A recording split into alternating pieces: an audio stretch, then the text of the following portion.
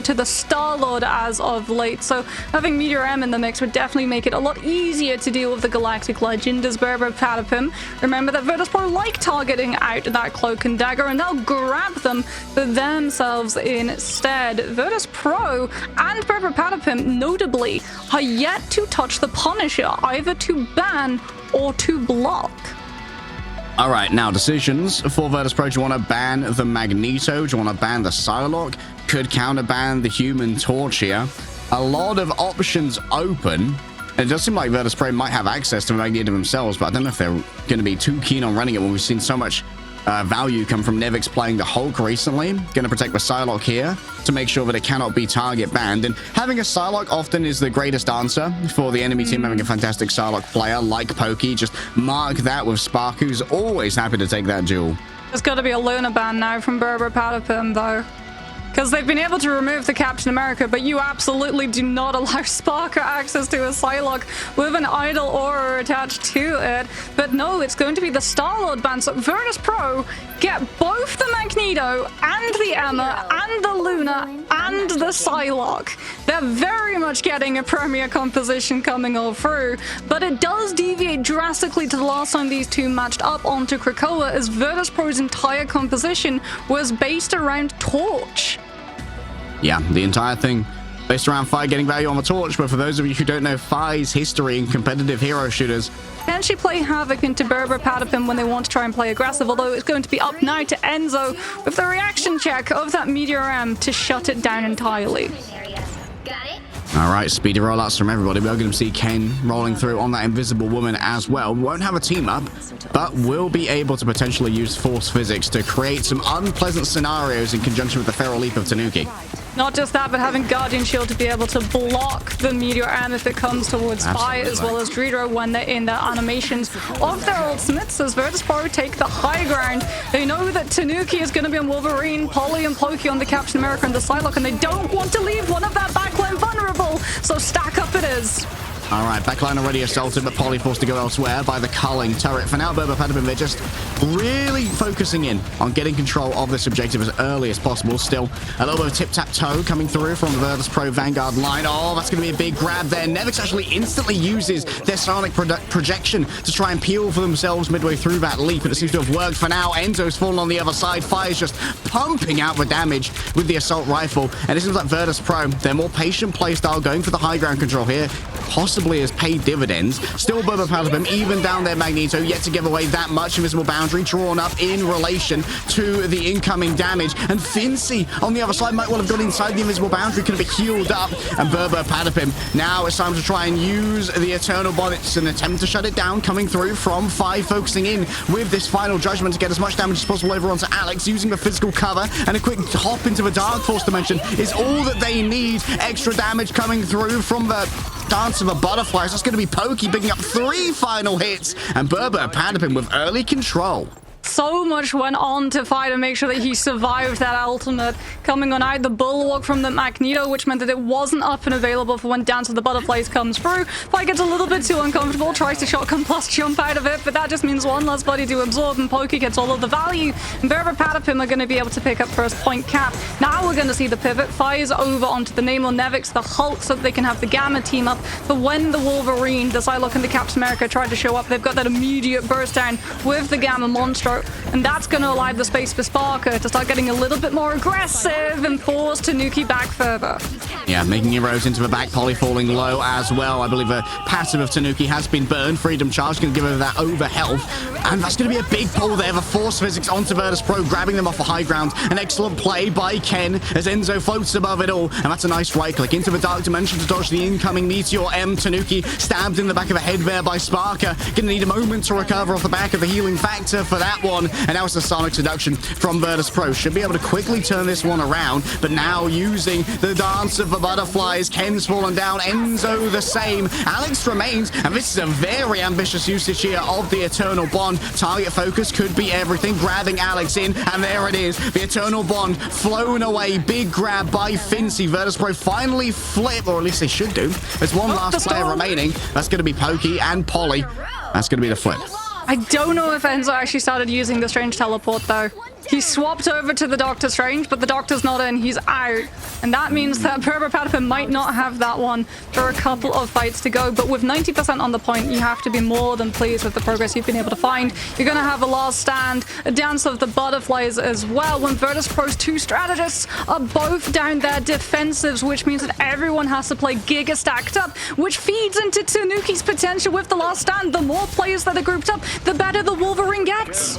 Looking to build up that rage first, of course, and you can get it for free off of these squids if you do allow them to hit you.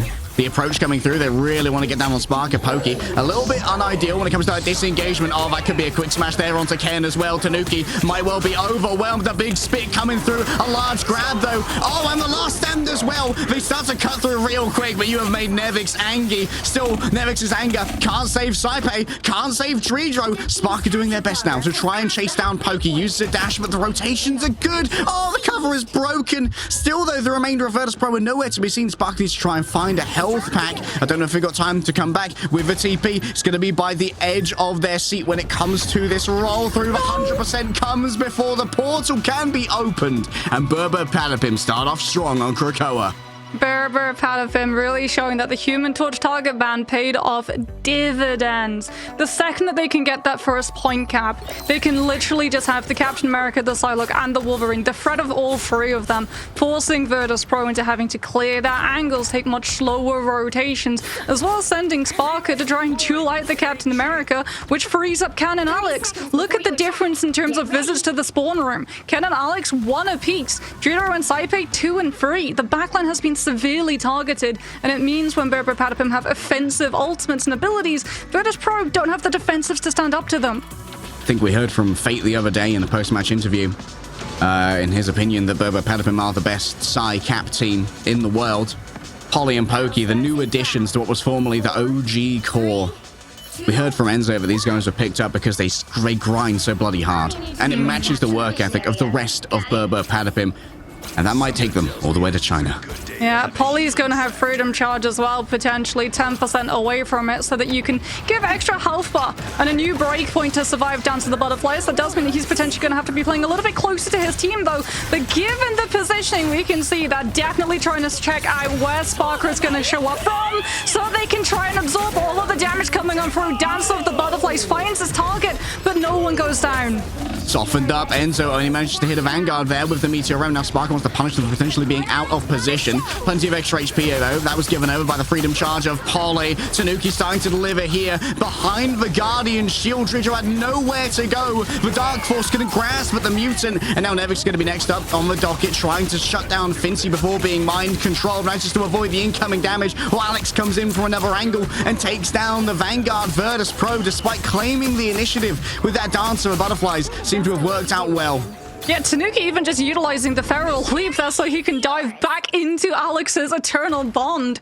So if he does start getting snared up by the EMEA, he's got that immediate heal of 250 per second. Nevix is going to be coming out of spawn onto the Hulk, but doesn't have the Wall Breaker form just yet. And Saipe, the hand was forced. We've already burned Fate of Both Worlds, so we don't have the lineup to amplify Fi's damage with the Horn of Proteus.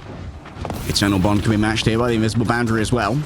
The Invisible Boundary does last a little bit less time, though, and already we can see Tanuki has been split off. There we go. It's a low-rage usage of the last stand, and the punishment comes through in the form of the Horn of Proteus. A Terror Cape onto Ken. Look at that absolute perfect target focus from Virtus.pro. The trackers knew exactly what the counterplay was going to be, and it gets shut down in an instant. And now it's into the stalling mode. A big investment here from Pokey. The cross-healing should be strong between these strategists, and Virtus.pro are back in control. Yeah, and Virtus.pro don't really exhaust all of their ultimates for the cost of that Dance of the Butterflies either. Very much playing the bait and switch game, walking out knowing that Tanuki's last stand wouldn't be able to take one of them down permanently, and it allowed them to mark out the Wolverine's position for the Horn of Proteus to just catch him into that earthbound state. And so it's going to have the Meteor, and the Dridro is already out of that Eternal Bond. Saipe is going to be the target of choice for that Magneto, but you can get shielded by the Hulk as Dance of the Butterflies comes on through and stalls out BRR BRR PATAPIM's approach once more. That's Nevix's bubble, though. Burned. Fresh dance just dropped. No need for bubbles now. Time to get violent as the rage consumes Nevix. The Swede is drawn into the backline, and the Eternal Bond will buy some space for BRR PATAPIM as they try to take themselves over to a point. Instantly grabbed by the Wolverine. Percentage damage, cares little for a 1.5k health pool. And that's good value there from the side of Tanuki. An instant popping of the Fate of Both Worlds means that Enzo gets very little off the back of the Meteor Ram. Actually going to be taken down potentially off the back of a Terror Cape. Incoming from the back. Multiple stuns, but the Freedom Charge means that everyone can survive the Horn of Proteus as it rolls on through. Virtus Pro still in control, but Polly in the back is an absolute menace to deal with. Into the Eternal Bond. It deals with the meager damage of the Captain America, and the Sonic Seduction could be everything here to try and isolate a player who's out of position. Outside of that invisible boundary, though, it seems like most of BRR PATAPIM have survived the onslaught. Fire in the back taken down. The Monstro spawns banished, and Sparker has to try and make something work here as Polly continues to harass and harangue the backside. Oh, Ken, the perfect push. Stop Spark from delivering the damage off the back of that, but Tanuki's got no such issues. Staying on target all the time. A quick X across and crosses out Sparker. Exiled momentarily, but BRR PATAPIM reclaim control. It's a long fight, though. One that BRR PATAPIM, if they lose one more fight, they're not going to have the opportunity. If they go down staggered, one of them can Strange Portal, but if it's a full team wipe, then we go next round over towards Carousel. Fi's going to actually swap over to the Wolverine himself just to play counter grab when Polly tries to jump on through and create the space for Pokey to come on out with the Dance of the Butterflies. As Virtus Pro, they know they don't have the ultimates right now to go toe-to-toe with their opponents. Nevix even onto the thing too. We're going to be playing full damage reduction. Fastball special, good to go as well. Or a cosmic fastball, I believe, and it's the thing who's throwing. Virtus Pro, they've got to burn through quite a bank of ultimates here from the side of BRR PATAPIM. This is going to be a lengthy time bank too. By going for the ultimate poke charge, they're allowing the point percentage to creep closer. Dance of the Butterflies is the first to come out. Enzo trying to catch the tail end of it with the Meteor M is not able to find the pick though. Pokey survives and Polly is still holding on to the Freedom Charge. BRR PATAPIM are going to be able to sustain the next 13 seconds with Eternal Bond and outlive and outsustain Virtus Pro side. Oh, let's take down Polly before the Freedom Charge comes through. Indeed, there's no time to hit the Q here, but Nevix has been traded out on the other side. Sonic Seduction, Fizzy just cannot find the value right now. Tanuki down to a singular little flick of HP that remains. Enzo going to be the main target here. Big grab onto Pokey. Oh, even with the Feral Charge itself around the Guardian Shield, the damage is not going to be fatal when Sparker starts to deliver that Dance Macabre. But for Virtus Pro, it's all hands on deck. Every gun firing. Send everything. Send everyone. 100% almost about to be ticked on over, and Polly cannot hit the deck before it becomes 1-1. This is going the distance. Brilliant coverage of the Eternal Bond coming on through from Dridro just permanently invade into the backline of BRR PATAPIM. So even if it does go to a brawl on the point itself, no strategists can help out the side of their team, and Virtus Pro will just be able to live and see themselves over towards Carousel. We talked about the fact that this could potentially go the distance, and it absolutely is. Nevix is going to be sticking with the thing, it appears, as well, as they might have been able to crack how to deal with this Captain America, with this Psylocke, remove the movement abilities. If the Yancey Street Charge comes on through, that puddle that gets left on the ground itself, that denies any movement. A puddle of fear for anyone who relies on that for an escape. A Captain America, a Wolverine, potentially a Psylocke, most definitely. And Nevix was one of the first thing merchants we saw after his release.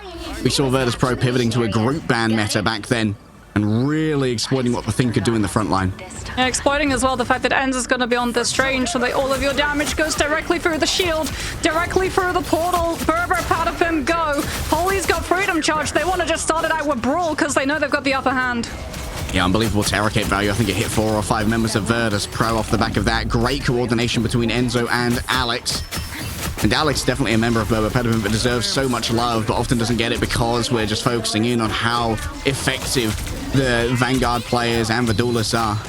Watch out for the Eye of Agamotto followed up by that last stand, or even the Dance of the Butterflies. Virtus Pro now have 2 worries that they have to deal with, and both of them require different solutions. Stack for the Psylocke, split for the Strange.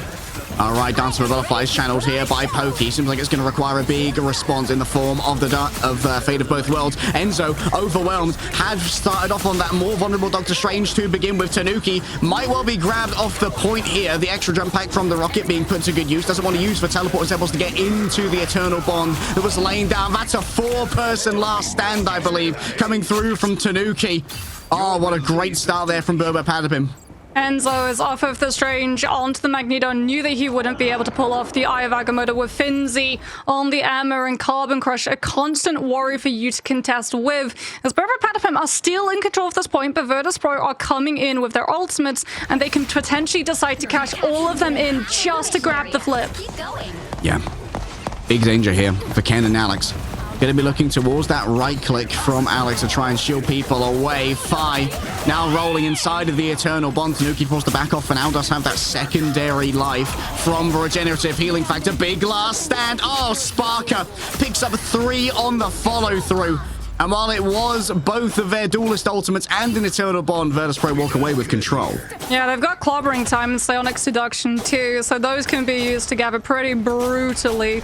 As without the Doctor Strange, there is no one from BRR BRR Patapim other than Alex getting a good Dark Teleportation off that can survive getting hit by those. Polly and Pokey, though, going to be building up to the ultimates that they can hit into the backline and try and turn Virtus.pro's heads to split the attention too many ways that they can't take advantage of all of the angles of contest. Polly just making some pokes in here early, heads over towards the back line, but going to 5. That's not the ideal customer you want as a Captain America. He'll carve through you real quick. Vibranium rarely beats Adamantium. And Sparker just working the margins, building up towards another ultimate super quickly. Yancey Street Charge comes on through. Clobbering Time gets both Ken and Alex. The invisible boundary can't be brought up now as Ken's already fallen on down. Pokey falling low in their own right. Nevix has to disengage to try and get away from all the damage. Up, over, and that's going to be Saipan found by Enzo. An unbelievable clutch. Fincy taken out midway through their Psionic Seduction. Despite the early loss of Ken, BRR BRR Patapim seem to be turning this one around. And now Spark is the last to fall. Enzo really utilizing the CC immunity frames on the Meteor M to huge value to dodge out of Finzy's Psionic Seduction and then track down where Saipe was hiding, trying to build up the Fate of Both Worlds so that Virtus.pro could continue holding onto that point as long as they possibly could. They're going to have Fate of Both Worlds now, as well as that Eternal Bond to try and aggressively make a play, as Fi is over towards the Iron Fist to try and deal with the Captain America this time. The Iron Fist is a rarity, recently kind of nerfed to heck and back. Fincy utilized for Diamond Form, not too much gained off the back of a Carbon Crush. Sparker not getting too much value off the Dance of the Butterflies either, and now harassed by the Captain America. All eyes on Tanuki. The last stand's ready to go. Fi's in their berserk state, laying out so much damage after using their own block. Nearly at the living Chi as well. Inside the invisible boundary, it's fairly safe through the remainder of BRR BRR Patapim, and there's still all eyes on Tanuki. One ultimate here. Oh, and it's beautiful. Sparker and Saipan burn before the rage of the Wolverine, and you're unable to get that much off the back of it. Virtus.pro are wiped off the board, and BRR BRR Patapim start their journey to China strong. And the two duelists, both Pokey and Tanuki, burn their ultimates at the same time because they know if they get a full team wipe, Virtus.pro don't have the time to swap someone over to Strange and teleport back in. It is go big or, well, lose the map potentially to the fight that comes afterwards. Wonderful game sense to understand that in that fight, you really can't afford to just cash it all out. All right, quick MVP coming through for Alex on the Cloak and Dagger. Looking in on our stats right now, 40k healing for Alex. But wowee, so much damage from Pokey here, playing just the raw Psylocke. Both of our Psylocks are at the top of their game right now, putting out 26 and 28k respectively. Damn. Yeah, but the difference is that Sparker on the Psylocke, a lot of his time, we're even going to see it here, is trying to chase down either the Wolverine so that you can find the pick off of a really nice Carbon Crush coming out that from Finzy, or you're trying to chase the Captain America away from your back line, as you really do have to worry about the follow-up that Polly will be bringing with him. If the Captain America shows up, a Psylocke or a Wolverine are sure to follow shortly after. Down a map, Virtus.pro coming in to Ignite. Everybody had them a tier above. They hadn't lost a single series in an official. And now with their life and their land ticket on the line, they've lost the first map. It's a best of 5. There's breathing room here. And, well, I did have my complaints before that maybe domination isn't their best mode. They really need to get some big value out of convoy and convergence. It felt as well like they were trying to run through so many potential solutions to the same comp that BRR Patapim were running the entire round, as opposed to BRR Patapim, who stuck with what they knew. And even if they lost a couple of fights, they knew that they'd be able to win one important one and then retain that space afterwards. And it meant that we saw the Thing come out from Nevix, we saw the Hulk as well, we saw a little bit of the Gamma team up coming on through with the Namor, trying to utilize the Horn of Proteus to put a stop to the movements that Tanuki was able to find the most. But it's actually going to be Convoy of Midtown that they decide to take us to. Even though the last time we did see them being able to hold Araco, and it being one of their favorite maps that they themselves have talked about, as BRR Patapim continue to show that they are going to target out Fi's Torch over and over and over. It really looks like BRR Patapim came to the conclusion that Fi's Torch was the thing that stopped them from being able to win maps. Seems like the prevailing theory is thick thigh and lives, and indeed he do sometimes. And there's the early protect, of course, onto Captain America. Now Virtus Pro in a little bit of a sticky situation. Maybe they could go for an early protect here. They usually go for an early protect onto the EMEA. They do have a way to steal away something like a Loki. Could be. Yeah, maybe that's how you deal with the Psylocke. You let the Psylocke through, but you save the Loki so you can have both the doppelgangers as well as the regeneration domain, a cooldown which is just as, if not better, than a whole strategist ultimate, given the fact that it prevents the one-shot capacity from coming on from things like a Magneto. As BRR Patapim see that it's been a strategist save and immediately swipe away a Vanguard. Okay, now the question is, do you ban Emma again? Or do you allow for the Emma Mag to go through? You can invest both your bans towards that, but then you're going up against the Loki Luna backline, which can be undesirable. Cloak and Dagger ban potentially incoming here from Virtus Pro. Interesting. Maybe they thought about it. That was serious debate. This could be where you like try and force the protect on the Invisible Woman from BRR Patapim. Maybe, yeah, so that Virtus Pro, they're really heavily going after the strategist. We heard from Nazareno in the interview that he thinks it's not really worth going for the Vanguard bans coming on out, purely off of how flexible a lot of these tank players are coming on through, as Virtus Pro will be saving the Ammo Frost, so even though they're not going to be able to get the Magneto potentially, unless BRR want to remove something that would maybe make it a little bit harder for a dive to come out, and indeed they go after the Star-Lord coming on. Not see the Hulk ban here? I thought we would potentially see the Hulk ban too, so that you couldn't have the Gamma synergy team up with the Namor, especially since Virtus Pro, it feels like their default composition as of late has been Emma Hulk as their Vanguard lineup. And they're like, this is the adaptation we saw last time. Like Virtus Pro, I think they went for the Mantis ban instead of the Adam ban, similar to their previous ban phase against BRR on Hell's Heaven, where they went for all the strategists. Okay, so now the Mantis might be a little bit less playable unless you're going to go for like a Mantis Ultron Invisible Woman. Yeah, I feel like BRR Patapim are going to be able to go for, Mantis, Ultron, Invis. So this torch of Tanuki is going to be incredibly pocketed. And yeah, this was sort of a prevailing theory coming on through that maybe some of these teams would pick up inspiration coming on through from the Asia region, which has loved dive compositions as well as pocket picks with Captain America, Ultron, and Torch coming on through. And BRR Patapim definitely feel the closest in identity to one of those teams. So it's not surprising that would be a pivot, given the fact that Virtus Pro immediately removed the Adam Warlock, having probably horrible flashbacks to the last time they played them on this very map. Yeah.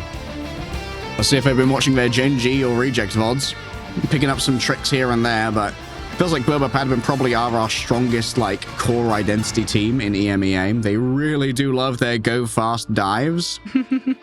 And we'll have to see how the Mantis is going to play into that. Allowing you to 2-tap on Ultron is not to be underestimated. We know that Poki's a very accurate player. But it's going to be Tanuki who's actually going to be picking up the Ultron here. Yeah, I think you do have to worry, though, from a Flyer's perspective, that both the Punisher and the Winter Soldier made it through in terms of duelist potentials. But then again, Tanuki will be shielded both by Imperative Firewall and that Guardian Shield, as we can actually see Sparker starting off on the Winter Soldier so that he has the Bionic Hook, as well as Tainted Voltage to potentially clip a wing from that Flyer coming on through. But first, he has to win the lane duel between Pokey on the Psylocke. Just keeping Pokey at bay here could be everything. Just buying that space for Druidro and Saipe. You can see already the regeneration domain seems to have been used here. Oh, Kensman never extended though. Nevix managed to find the back of that one, and Nevix, what a mechanically gifted Vanguard player. You know he's going to be absolutely pouring out damage on this Magneto. Saipe too. All of the spam damage has been coming out from the Flyers. Has been able to channel it into God of Mischief charge. We're 9% away from the first ultimate. It feels like Virtus Pro only just started the map.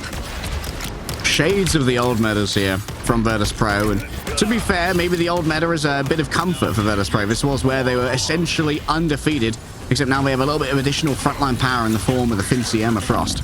Tanuki is going to have Rage of Ultron, but you don't want to use that alone. Maybe it's just to force out that God of Mischief coming on through. That's Regen Domain and God of Mischief all at the same time. Saipe utilizes the shift into the Lunar Snow, gets a huge ice arts off inside a small room, and BRR Patapim, more than satisfied with the ultimate that they've been able to bait out, are just going to hold themselves back. Yeah, just having to use that Fate of Both Worlds towards the end, because otherwise it would have been lost as Saipe's cloning went to bed. Of course, there's a lot of value just in the vanilla clone of the Emma Frost. Of the Lunar Snow, rather, as she does have great vanilla gameplay without any ultimate. Using the Aegis shield here just to try and protect everybody from the incoming Sonic Seduction. This is a dangerous time to be Sparker. Kicked into the wall, the second Fate of Both Worlds now coming forth. Oh, it's like the times of old. She's actually focusing on allowing damage here as Fire's up at maximum rage. Big dunk coming through. Alex's invisible boundary shut on down. Ken's not going to be long for this. Well, the Trooper's fist is what finishes this song as Sparker just pumps his fist to the beat, and Virtus Pro holding strong. There was a little bit of a min-max coming on through from BRR, though. Pokey started off on the Psylocke, has actually now swapped over to the Ultron, retained 50% charge. It has another Rage of Ultron. Tanuki, who was on the Ultron, is now on the Torch. He's going to get the Supernova, and Rage of Ultron has CC immunity, but not if you get crammed out by fire. The cast of it! Pokey loses the ult! Unbelievable value there from Fire, showing they're not just a human Torch player. Another big grab coming through. Man, Alex has been so on top of it with his force physics when it comes to peeling, even if it did not save the ultimate of the Ultron. Tanuki feeling rather unbothered here. No pokes are really going to be coming his way as he rains down fire from above, raising the temperature for Virtus Pro. Polly's approach has been noted here by the Wolverine, and Sparker looking to see what they can do with a Tainted Voltage. Knock someone out of the sky, put them into the waiting arms for the remainder of the Polar Bears. Saipe instantly has to use the God of Mischief, popping out the Fate of Both Worlds. Enzo overwhelmed. Now BRR Patapim, they only have 50 seconds remaining. Pokey finally popped out the Rage of Ultron, but already the damage had been done. Ken's been overwhelmed. Polly can't stand up to the damage that Fire's bringing to the table, and Pokey, the disengage here is going to be very perilous. Tanuki's come through on the Black Panther. The emergency button's been pressed. It's time. Can even is swapping over to the Rocket so that we've got the BRV station. If we lose one of our players, we can just bring them back immediately, potentially get distance on the payload just by overwhelming Virtus Pro with numbers, but Virtus Pro have the overwhelming lead in terms of ultimates, and Tanuki's Black Panther loses one of its 9 lives to the Meteor. A second life. Now on to those. The BRB is used. Enzo doesn't get too much off the back of a Sonic Seduction here. A quick grab onto Nevik, shielding them off from the healing, grabbing the Sentience as well, but from the back it's the last stand that doesn't seem to do that much damage. Now it's time for Tanuki to feast. So many Vibranium marks. It's all that you could ask for when it comes to resetting that Spirit Rend. Gets quickly mind controlled, and Spark is there for the execution at the end. Pokey with the culling turrets laying down so much damage, but now we're into overtime, and Virtus Pro still are doing so much damage. Enzo's already down. Pokey has to stand against the Tide alone, and while they will get Sparker, there's no more than that to be claimed by BRR Patapim. Additional damage from a Fate of Both Worlds. The second world has come on through. Tanuki is going to come on through with Spirit Rends, reset after reset, moving quickly with Blast Descent. All they can take out for now, though, is a couple of clones, a couple of doppelgangers, and they're rewarded for their absolute intractability by the Fincy Grab. Beaming down, we see the only thing remaining, and while it is a spirited attempt at the end from BRR Patapim, they've managed to find Droidro, they've managed to find Saipe. BRR Patapim, unbelievable clutches. Just overwhelm them with numbers and numbers alone.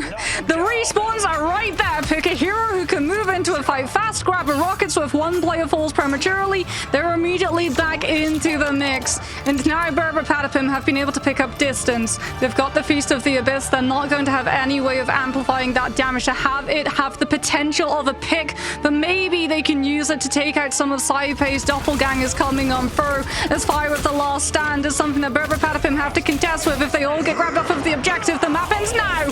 Spirit Ren still off of cooldown. Fi taken down as they place themselves on the point. You can see the Sentience grab right there. Fi still down. Fate of both worlds rolling through. Saipei not going to be taken down by the Feast of the Abyss. Enzo can't quite get the value off the back of it, but can still try and make the engagement happen. Pokey moves on forward. The Final Judgment could be what saves them here. And then Nevix, they can't get the value off the Meteor Rim. It must have been a Guardian Shield that got in the way. A second Fate of both worlds. All in here for Virtus Pro. They want to stop this defense here and now. But BRR PATAPIM, they're not feeling overly threatened. The damage isn't there. Sonic Seduction could be the turnaround. A culling turret once again dragged forth by Pokey. But now it's shades of the old world that are once again flashing before my eyes. The culling aura, it needs to be finished. The resets aren't there. It's Polly in the back, dodging the bionic hook as it comes on through. And Saipei's been taken down. Tanuki, it's always Tanuki.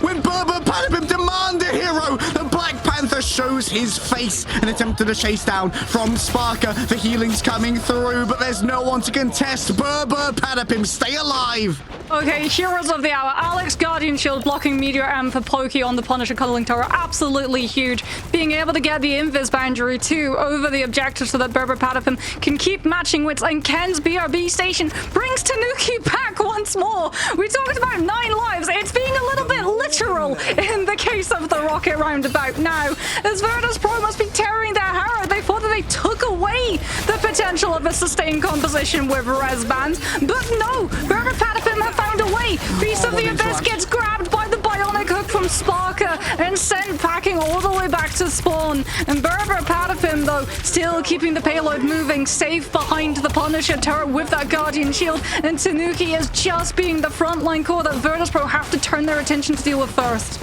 Oh, and there's so little time. Only a minute and a half remain because of how long it took to get through first here. Fire just trying to make sure that any poly engages heavily taxed. Invisible boundary and the metallic bulwark come on out. The MVP treatment from BRR PATAPIM to try and keep their Captain America alive and punching. Just dodging in and out now. The regeneration domains have already been burned from the side of Virtus Pro. They still have a Kraken impact in the back pocket. Poly in towards the back. Can escape from a Kraken impact if it is sent his way. I believe that's a big grab coming through from Tanuki onto Nevix. Enzo's there with a final hit that was needed to try and put Magneto to bed, but Polly's traded out on the other side. Still, the cart's been moving this entire time. They've been bowling as well. Ultimates to pocket the Final Judgment, and now out it comes. Out goes the Bulwark. There's the Seer amplifying all of that damage. The regeneration domain comes on through from Saipei, so they can aggressively try and jump upon this Punisher once that ultimate's removed. Enzo with the Meteor M tries to hold the space and absorb all of the damage coming Pokey's way, and BRR PATAPIM have been able to live, but it's temporary.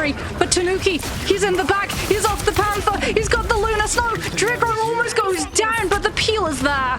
Oh, Pokey gets resurrected by the BRB as well. This could be a little bit of a stagger. Towards the end, you can see Nevix just slowly rolling up until the Iron Volley grabs him. They got a TP. They've got a TP. They can go all the way behind. This is what they did the last time that Virtus Pro tried to hold a defense of Midtown, and they're going to just try and jump potentially on one of those strategists. Saipei and Dridro both don't have their ultimates. They're trying to find a pick as immediately Polly comes out with the Freedom Charge, aggressively claiming so much space.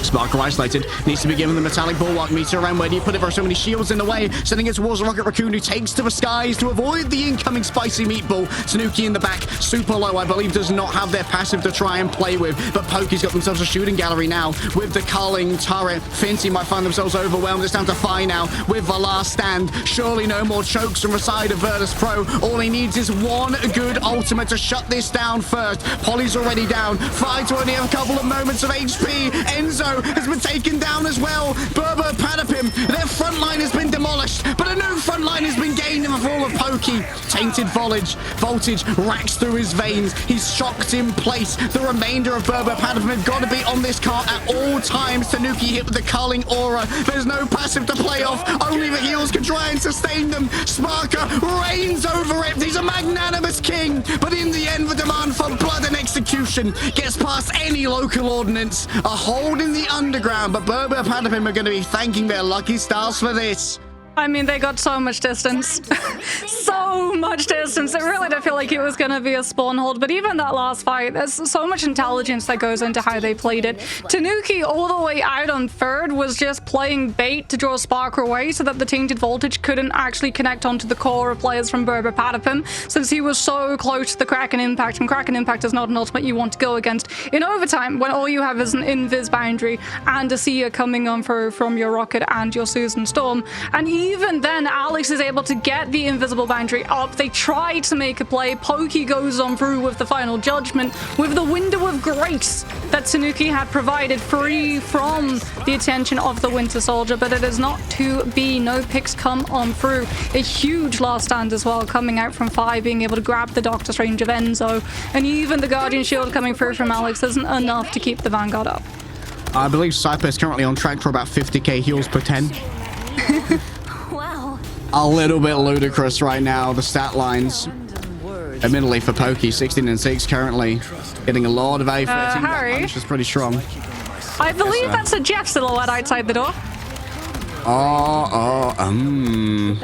I'm pretty sure that BRR Patapim's backline is currently both the Jeff and the Rocket coming in for, and indeed, there it is. We're going for a close hold. We're going for as much delay as possible. Virtus.pro do have Sparker out on the Moon Knight already, though, so there's going to be a lot of Ankh bounces inside that small room. 25 more HP, baby. He's super playable now. Out goes the Crescent Blade. Alex falls down. Remember the AoE off the back of those iron volleys as well. It's not to be underestimated. First Resurrection comes on through. Tanuki and Enzo not going to be quite so lucky as Fi starts to erode the space with the Adamantium Claw strikes. Yeah, Ken on this Rocket Raccoon isn't really getting the value of heals they're looking for, given the fact that Fi is quite literally grabbing players from BRR Patapim and escorting them off of the premises of the AoE heals. However, BRR Patapim do have Enzo on the Strange, so they're going to be looking for that Doctor Strange teleport to come on through. Virtus.pro, they're wise to it, though. They're going to be anticipating, and indeed, there it is. The immediate reaction, no one goes down early. Tanuki's already had to use everything. Fi managed to get a grab there. Onto Polly. Seems like Polly's mostly going to be surviving. They have to be careful with how they're playing around this portal, as it is going to soon close and cut off the remainder of BRR Patapim. A big attempted grab. I think that it may have actually set Enzo on the other side of it for now. Out come the regeneration domains for additional survivability, but none are going to be onto Finsu. Gets grabbed out by Tanuki. Kraken Impact still available if you want to invest it here. Pokey's putting out so much damage, though. All in onto the backline. Polly was shielded, however, so isn't afflicted with the culling aura. No reset here for Sparker. Tanuki's just going to put their life on the line for even more damage, and you can see the damage boost comes through as well. Cypher's just nasty with it, man.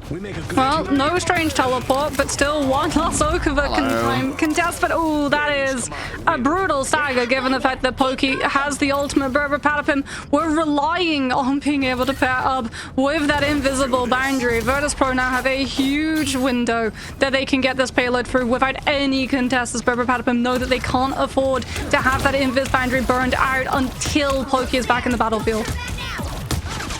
Nevix poking away. Meteor Ram in the back pocket. You need to use to try and shut down that final judgment, but you know that there is going to be a Guardian Shield available. Where's the follow-up? Oh, Nevix just gets the Meteor Ram just gets blown up, and Pokey grabs him thereafter. Virtus.pro have already had to call this one. It's unwinnable without your mag.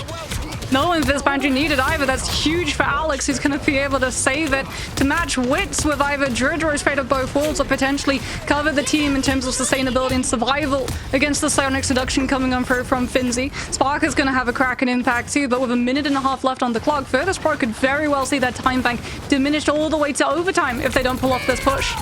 Nervous plays here. Sonic Seduction already used. Guardian Shield in front of a culling turret is going to be what Finzy's taking a lot of damage in return for this ultimate, and that's going to be the fate of both worlds as well. Virtus.pro all inning on this fight. If they don't win it, they could be cooked on this offense. Pokey falling low, gets the bulwark coming through from Enzo, who still has their Meteor Rem if it's going to be needed. Here it comes. Maybe an attempt to try and shut down one of these strategists already taken away. Good use of the Aegis. Enzo dragged away, and there's no chance to save that Magneto. Now for Sparker with the Kraken impact.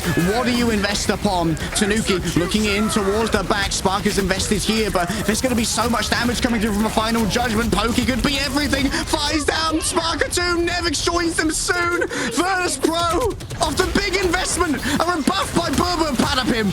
The suppressing fire of the final judgment holds Virtus Pro's momentum as well as finding the picks that BRR Patapim were looking for. Fight and Sparker now not going to have their ultimates. Nevix so close to a Meteor M. Finzi as well, almost going to have one, but do they get the opportunity to use it?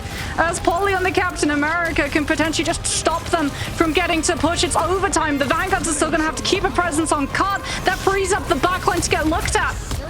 Ollie runs the interference. There are no ults on the board. It's going to come down to raw mechanical know-how. And Fire starting off with the culling turret already down. Tanuki falling low. Still has the passive to try and work with. And the healer's attention is good for the moment. Fincy might be overwhelmed. There's Vasily is built up so quickly. The regeneration remains nowhere near at the moment. Nevix had to use his bubble for himself. Oh, Luna can't keep up. The Vanguards of Virtus Pro are down. They looked so good to begin with here on Midtown. But now they're going to have to do it by the skin of their teeth. Fire's already down. And look who's got yet another ultimate. It's always Pokey rolling through, delivering justice and delivering supremacy for BRR Patapim. BRR Patapim getting the better of Midtown yet again. Even though the first original stagger hold was broken in spawn by the Moon Knight coming on through, the strange teleport was also broken immediately, but it bought them so much time off of the clock. 3 fights minimum is all that you need. It's not about quality of fights on the defense, it's about quantity of them until you get to that last fight over the overtime contest coming on through on the last.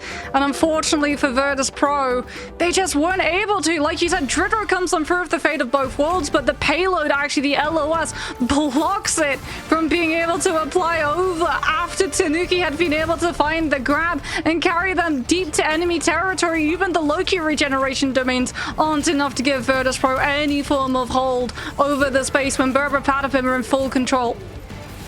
And let that be a notice to you. Don't flame the Rocket players in your games, because if Ken can do it, you can do it too, right? And this is the same fix they had on Hell's Heaven against Virtus Pro last time when we saw this full strategist ban strategy. They had Ken go over onto the Rocket Raccoon, pumping out so many heals for Sia. It works so well in conjunction with the final judgment, because how can you shoot them both at once? It's such an aggro draw, but it just provides extra survivability to Pokey as well as the extra damage output. Yeah, and Virtus Pro, like, they were trying so hard on their attack, especially when we went to those last couple of fights, to just force out the invisible boundary coming on through from Alex, and Alex just holds on to it. They know that Virtus Pro still have the Kraken impact coming through. Then finally the Invis boundary gets forced. But because we'd had that stalemate for so long, Pokey with the culling turret had been able to build up another final judgment. And the second that the Kraken impact comes on through, all of a sudden you've got a Punisher also whole of Deshalia. I'm not at all surprised to see Symbiotic Surface avoided like the plague, given the fact that Tanuki's Panther has run amok in those particular corridors of second. As I'm also not surprised to see that Fai's torch has just been permanently put on exhaust duty. He's never getting to see it through, as BRR Patapim again insta-ban Johnny Storm. Yeah, have BRR Patapim solved it? An early ban potentially on the Psylocke here. This could be nifty. Are they going to go for a save on Saipe's Loki though? This is new. This is the first time that they've ever bent the knee and banned the Psylocke against BRR Patapim. I mean, it's what we suggested after map number 1. When you're going up against the best Psylocke cap team in the world, it might be time to ban the Psylocke if the cap is the first protect. Yeah, because like the cap you don't really have to worry about as long as Finzi is able to secure the Emma Frost, right? What you have to worry about is if you burn your Carbon Crush cooldown on the Captain America and then Psylocke is able to slip through the net entirely free, as Wolverine is going to be the next thing to go. So Virtus Pro actually target banning out both of the duelists, Pokey and Tanuki, going to be coming under fire, as BRR Patapim are going to make sure that Psylocke's not one-sided. Sparker's not going to be able to play her either. It's worth noting that even though we haven't been able to see it so many times, it's often target banned. Ken is a fantastic Loki for later in the series. was one of the most notable Lokis. Oh, a protect here. A protect onto the Starlord would be interesting, as it might force out a counter Adam ban from BRR PATAPIM. This could be a fake from Virtus. This could be a fake, or it could be a composition that they want to have open and pivotable too. And BRR PATAPIM just can't take the chance. Even on convergence, res composition can be incredibly strong, especially on the defense, with the amount of time that it forces the attacking team to have to just absolutely slog through. You can't risk having to fight a res composition on A and then running out of time subsequently on second or third. So, question is, which of these, if it doesn't get protected, is going to get banned? Because Magneto, very valuable protect. I imagine surely Virtus Pro ban out a Punisher here. Unless they want to get rid of something like a Luna? Potentially Cloak and Dagger? get rid of the Luna, but it is going to be a Punisher coming on for, and I think that is the better option, as Pokey was problematic, to say the least, for Virtus Pro to have to deal with every single time they wanted to push forward. Nope, there's a culling turret entirely cushioned by every single shield known to man sitting in front of it first. All right. One last chance. One last run. No more mulligans. For Virtus Pro, it's victory or annihilation on all of Jalia. BRR PATAPIM looks like they're going to be putting their resources into res composition. We've seen them actually play over to the res comp. It was interesting how they adopted that playstyle when they were matching up against both VP and Rad for a little bit too, where they would play it upon domination maps like Hell's Heaven, and they could potentially do the same here, where you really do just take advantage of everything that's available to you right from the rip. You've got the Soul Revives coming on through for your Mantis, your Star-Lord, your Adam, which is going to be even more time, and a full aggressive push coming out from Virtus Pro's end to be able to secure those picks and put them onto cooldown. And that's before we even talk about what Soul Bond can bring to the table in the first fight. But Virtus Pro are going to have to just see it come out and back away and give up the space, as opposed to BRR PATAPIM being able to win it out with a duel or building a strategist ultimate up first. BRR PATAPIM going to be opening up here on the offense. And once again, Sparker putting faith in Old Glory, the Winter Soldier. Sparker, I think, understands if there's a res composition coming on through, that means that Tanuki's going to be on that Star-Lord. So having the Tainted Voltage to take him out of flight, as well as the Bionic Hook, could be absolutely huge. Plus, it's easy to land hooks through the Magneto Shield, which is based around cooldown, as opposed to the Strange Shield, which is all about the health bar. Virtus Pro have kind of everything they could want in terms of a ideal composition here. No excuses when it comes to having both the Mag, the Emma, the Luna, and the Loki. This is all of their strength at once. True, but BRR PATAPIM, they have so many resources. Out goes Polly all the way into the back line. We've already got Saipe coming in for the God of Mischief, but it's not in time. Had to go anchor onto the point to help out the front line, and it comes at the cost of Trudero now, which means that BRR PATAPIM, they just fall back. They can win the fight afterwards. Virtus Pro, they needed to get more off the back of this because Trudero is still going to be coming on back and hasn't been able to build up their own ultimate while they have fallen down. A Terror Cape early. Oh, it doesn't even get blocked out there by the Metallic Curse. An attempt to try and shut down Alex. Takes to the skies, utilizing a jump pack given over by Tanuki so much earlier. Inside of this, a great right click from Fi to try and survive. BRR PATAPIM got themselves 2 ticks already. Still in the back pocket though. The Meteor Ram ready to go from Nevik. Trudero drives everyone forward with the fate of both worlds. It's so much healing to work with, and it's extra damage off the back of the Kraken Impact. Ken, the first to fall, should be able to self-resurrect in the midst of all of this.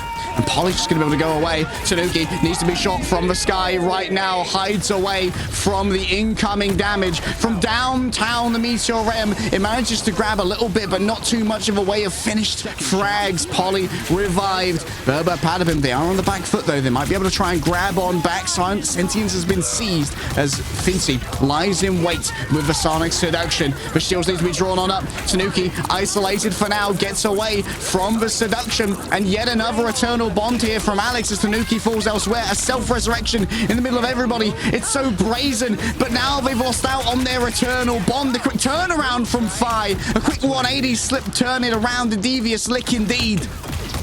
Big grab from Sparker onto Alex to stop that Eternal Bond. These fights go on so long with the res composition. The BRR can start with Eternal Bond, and then once we've burned through all of the self-revives and Karmic Revival, Alex will have another one to potentially try to finish them off. So Virtus.pro doing a very good job of keeping an eye on that Cloak and Dagger, trying to aggressively get into their entire team and send a Terror Cape from behind. Sparker also building up to that next crack and impact is going to be something that BRR Patapim have to keep reminding themselves about. Solar Resurgence is not a lot of ultimate healing coming on through, but Meteor M can absolutely be used to shut the Kraken impact down instead. These fights have taken so long that still only a minute remains now, but when the chips have been down, Virtus.pro have consistently delivered. Soul Resurgence opening up from Ken, answered by Drujo with the Fate of Both Worlds. Extra survivability might be on the cards. Oh, Cyber Sparker! Enzo for Demon on the sticks! The man who knows everything about French food safety, knows little about Virtus.pro's safety zones. The safe space is eroded, and the point will be claimed. The two that absolutely could not go down in that fight get picked by Meteor M. Enzo takes a bow, and now BRR Patapim move on to second for the encore. Fi is going to have a free Galactic Legend, though it's going to come at the cost potentially of an Eternal Bond Force from Alex, which Nevix can look to shut down as long as the Bulwark from Enzo has been forced out first. If Tanuki wins, though, the duel against Fi off of the back of a well-placed Terror Cape, Virtus.pro's instance into this fight gets taken out. Show me a more clutch team than BRR Patapim, I dare you. Already, that's going to be Galactic Legend versus Galactic Legend. Slight advantage here for Fi, though, of course, as multiple element gun bullets are eaten up by the Meteor M, but still, the fire's not going the way of Tanuki. Untouched, up in the air, rolls on through for 3 damage on top of the Fate of Both Worlds. Resurrection's going to come on through, but now Sparker can start to reset Tanuki. The next to fall on down should have their own cocooned revival for yet another chance, and indeed, they have returned now. Polly disengages. No, Sparker's at the top. Going to be rushed upon here by 3. They've run in for his J's, and they've creased them when they were least able to be creased. And now Polly rolling forward. Metallic Bulwark forced on out, down to such little HP. Needs to recover here. Could the chase down be real? Tanuki's lying in wait. The bait and switch. It doesn't work out in the end, but it gives Ken room here to try and play with. Almost a fully charged beam to work with for Fincy, and that's scary for the remainder of BRR Patapim. But Tanuki's been building up quickly towards this Galactic Legend.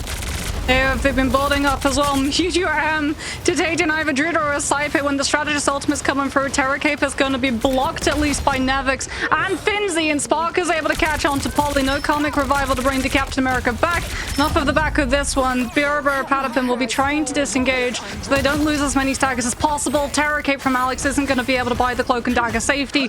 Virtus.pro will be able to hold. We've got one fight left, but if you're Virtus.pro, you are thinking about how much sustain the composition opposite them have, and you're worried about that Karmic Revival. You can't burn everything in the first stage of the fight before the revives come through. You just take out Pokey early. But he does still have that Cocooned Revival. We saw him cancel it, the nadir of the last fight in Enzo. Still, the Meteor M is available. This is what broke open the previous point when the chips were down and there was so little time remaining. The Meteor M not going to be used too early here. An attempt to try and shut it down. Now that's some safety for the backline for Virtus.pro. Enzo doesn't have that ace in the hole that could be used, but Tanuki certainly does. Their own Galactic Legend good to go. Nevix looks backwards, concerned about their backline. Good blocking coming through from the shields. Polly needs to be taken down by the end here, but the sustain is too good. Oh, the Bulwark was there. Alex in towards the back, gets into cover. Maybe there could be some punish coming out here from Sparker, but the Terror Cape is going to make a formidable duelist out of a Cloak and Dagger. Saipe falling low. Tanuki has to make a choice. Do I invest here with only 8 seconds remaining? Surely this is the point that Tanuki has to press the button. One Q to rule them all, but it's going to be Sparker who strikes first with the damage boost behind him and sustainability as well. Pokey still playing around on the outside. A second phase of the fight begins. It's time to get aggressive. Tanuki rises above it all. A little bit of HP remaining. Fitz is trying to track him down, but for now, Tanuki remains untouched. Polly's resurrected. Sparker with the Rotter Stern needs to claim the space, needs to claim some lives. The Soul Bond is perfect. Fine needs to disengage. A quick stellar shift almost has the Galactic Legend. Polly's fallen down as well. Fincy, the new front line. It's down to Fi to finish this one. And yes, that's going to be the strategist finally slain. Fi has found his man. And while there is a quick resurrection from Tanuki, I don't think they have the sustainability. They don't have the numbers. But Virtus.pro, they were in this exact position on Midtown. Yeah, Tanuki has the patience. He's waiting for that Galactic Legend. He's not using it aggressively. They're doing the same thing that they did on A. When Karmic Revival gets used, they know that Virtus Pro are going to try and aggressively push into the space. Poke's reviving everyone, so it's a zoning ultimate. Purely that, a zoning ultimate from Tanuki that's able to keep them at bay from chasing down those who get revived so that Poke can stabilize them before you send them off to the fight once more. However, Virtus Pro are able to stabilize. Their respawn is so much closer and they're able to build up the win condition, packaging both Psionic Seduction and Galactic Legend together at the same time after BRR Patapim had exhausted all of their resources. Oh, well, this would be an amazing way to open up an attacking round. If Juno can find the lineup and take one of BRR Patapim's players down early with just the penny mines alone, Virtus Pro would be able to get a nice little chunk of point percentage for free. But I think at this level, surely no one falls for it. Either that, or you let your Vanguard catch all that damage and turn it into Strategist Ultimate right at the beginning. It's a viable strategy if you identify the mines. Especially for Alex, if you can get the Cloak of Dan and Dagger with that Eternal Bond immediately, that's huge. In fact, we're very likely to see both of these teams just dancing around each other, playing footsie around the point until a strategist has built their ultimate up. But that will come far sooner for BRR Patapim with the Cloak and Dagger and the permanent AoE heal that is assigned to the primary. An overgrown child. That AoE is not to be underestimated. It's going to have to be maybe a little bit of task here to get rid of Polly from the high ground. But look at this, Tanuki's going to be so annoying up there as well. There isn't really much you can do to try and take Tanuki off that high ground, apart from blowing up the high ground, of course, with Loki. That's rather easy already. Finzi catching quite a bit of damage, and Polly just going to be warded away. Yeah, they saw that Finzi was pushing towards the point, which means no Anna in the backline to protect against the Captain America with the Carbon Crush. At the moment, both of the strategists are just trying to build up their ultimates a little bit faster, but Pokey gets taken down in the crossfire and has to burn the self-revive cocoon, which means that BRR Patapim are now permanently down that cooldown, and that permanently down Polly too. He's going to have to come back on the Strange. Look at Alex's ultimate charge, is quickly moving up towards the Eternal Bond and instantly pops it, rolling on forward. Just going to give time to come on back. Tanuki's outside of the AoE though, and maybe they can try and shut down Alex here. Tanuki rests himself using that Cocoon Revival. What a terror cape there from Alex. So much damage. Saipe has to respond. A demand is given, and now it's Enzo taking to the sky with the Meteor M. One frag here could be everything, but it's bounced off the portal of their ally. Psionic Seduction drags everybody in, and it's into the Kraken Impact, but still they can't deliver on the final blows. Nevic's taken down by a Light Force Dagger, of all things. 100 charge for Finzi, but they still don't feel confident enough to move on forward. The Eternal Bond has given enough sustainability here to BRR Patapim. There's just too many shields in the way. Fire comes through with the Galactic Legend. BRR Patapim trying to survive first with the Dagger Dome and then just kiting around the corner, but the Star Wars got the verticality, and the Eagle Eye is going to take down BRR Patapim's entire team. A has been secured. Virtus Pro move on to second. Oh, they did better than they did on Midtown. Virtus Pro, the reverse sweep. It's but a glint in their eye, but it's a glint all the same, Mox. Polly, though, can finally swap now back to that Captain America, which has been such a struggle for Virtus Pro's players to have to deal with. Having to have Finzi and Nevix permanently on the front line to block out the Terror Capes coming in from Alex means that Polly gets such an easier access to the backline without having to worry about one form of CEC. You've still got to contest with Sparker, though, and that Winter Soldier has been a turning point that Virtus Pro have been able to look to so many times. Get another Kraken Impact. Polly feels the danger, feels the heat. Nothing coming off the back of the Barnet Cook. And that's going to be an early opening here with the Galactic Legend. Where is it going to go? It just does a lot of damage here to Polly. Forced out the Eternal Bond, yes. But this is going to be an all-in fight for Virtus Pro. They still believe it to be winnable. Tanuki already 30% towards the next one. The same could be said of Fi. Just waiting for the ultimates to be over. Soul Resurgence gives extra movement speed now. Taking to the skies. Enzo's delivered so much previously. Junior survives with just a sliver of HP right there. And it's instantly healed on up by their compatriot of Saipe. And now for BRR Patapim, they have to decide, are we going to invest the Karmic Revival? Are we going to invest the Freedom Charge? At what point are we going to do so? Early pops onto all of this. Pokey hidden away as so many fall from the side of Virtus Pro. It's inside Oh, he's on the cover. other side. They knew, they saw where the res was, but they couldn't chase it down because it's inside cover, like you said. And Virtus Pro are forced to watch as everyone they took down are now brought right back up. They've got the payload at least. All of BRR Patapim forced to just cross through a small choke against both the Emma and that Magneto, and that means that Finzi's permanent charge of 100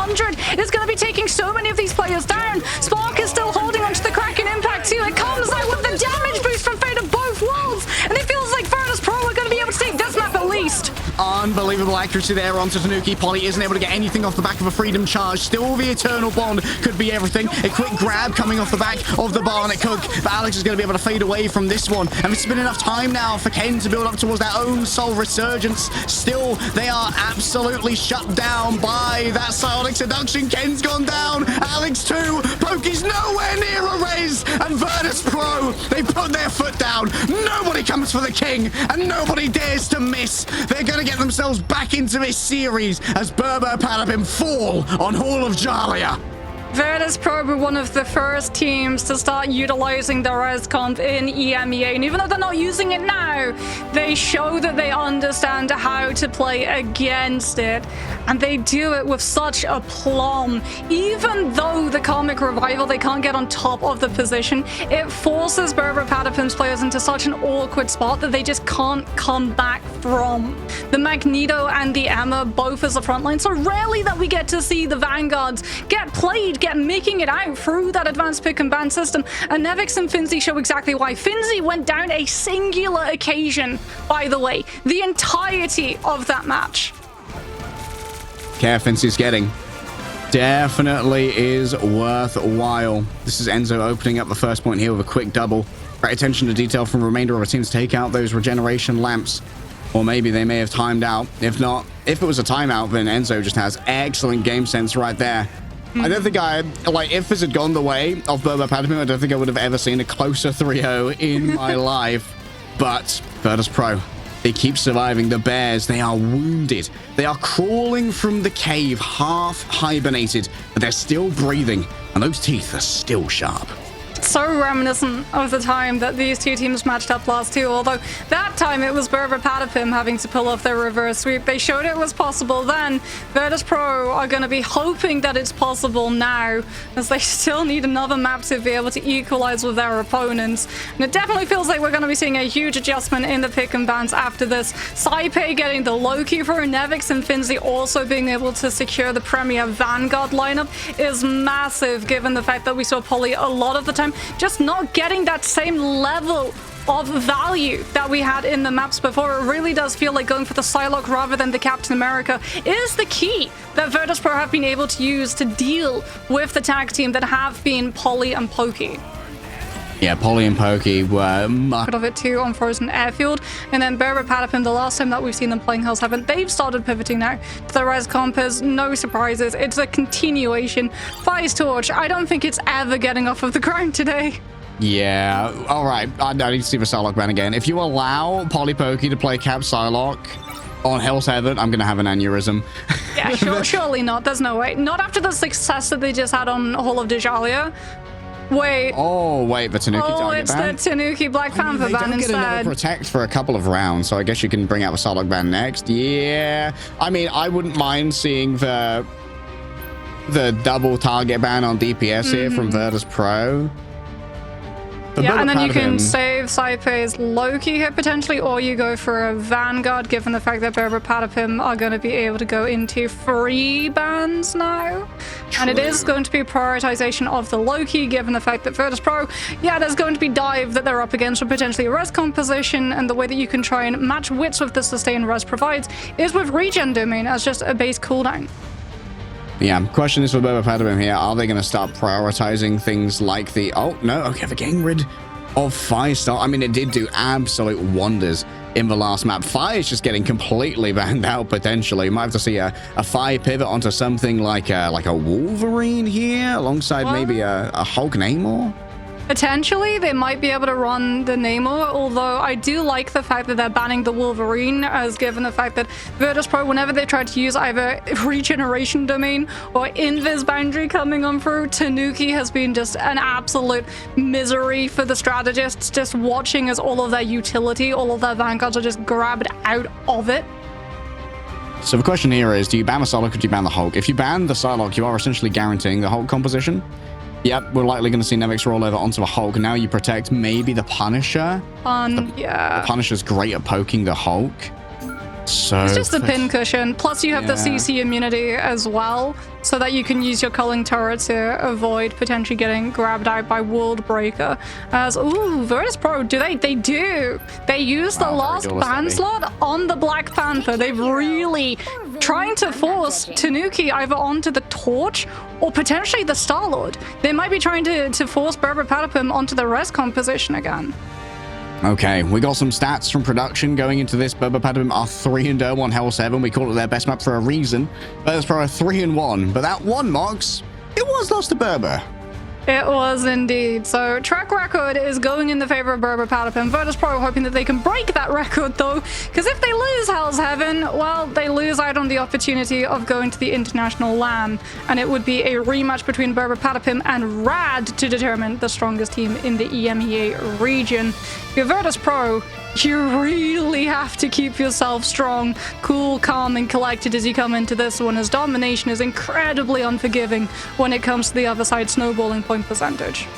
Man, it's so rare that we see Virtus Pro in this position where they are contending with Oblivion.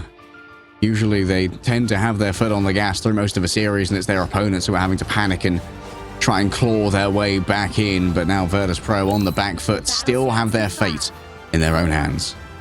Virtus Pro understand that BRR BRR Patapim are likely going to be on either Rescomp or Torch. Their ban draft system has practically forced them onto it. So Sparker is going to be starting off on that Winter Soldier, being able to utilize Bionic Hook against both the Captain America and that Torch as well. Fire on the Wolverine too. They know that Polly's going to be out on the Captain America, and you can counter grab the Vanguard when he tries to dive your back line. This is going to be up to Finzi and Nevix to just play anchor right now.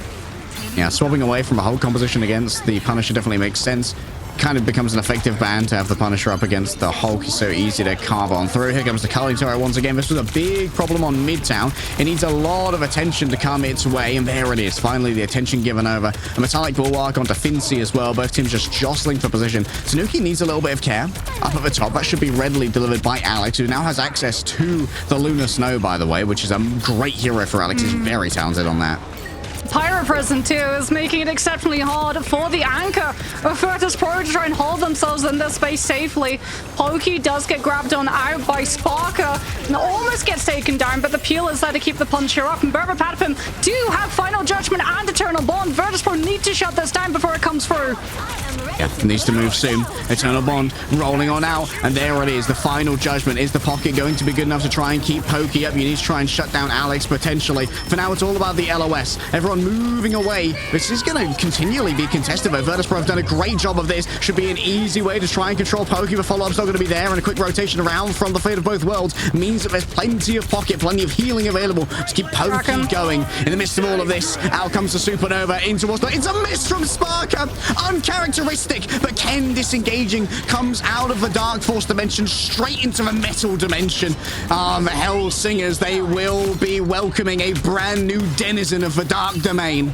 Yeah, it was a miss on the Kraken impact, but Virtus Pro is still able to claim the first point cap, which is huge for them. They can lose the next fight, but as long as it goes long, they're still going to be able to build up a lot of point percentage off the back of it, and fire on that Wolverine too is going to be something that Polly has to be constantly worried about. It's so much harder to get a Captain America into a backline when the backline can play all the way behind the point with the distance. Finzi just trying to keep up as much charge on the Amber as possible, utilizes the Aegis to get safely back to the team, all the while fielding the damage that he's taking to Saipe, who's got another God of Mischief. Oh, Enzo taking a bunch of damage right now. Forces out a little bit of resource to try and keep them alive. Now it's Folly moving forward with the Freedom Charge. Enzo just floating slowly after him. He's just floating menacingly.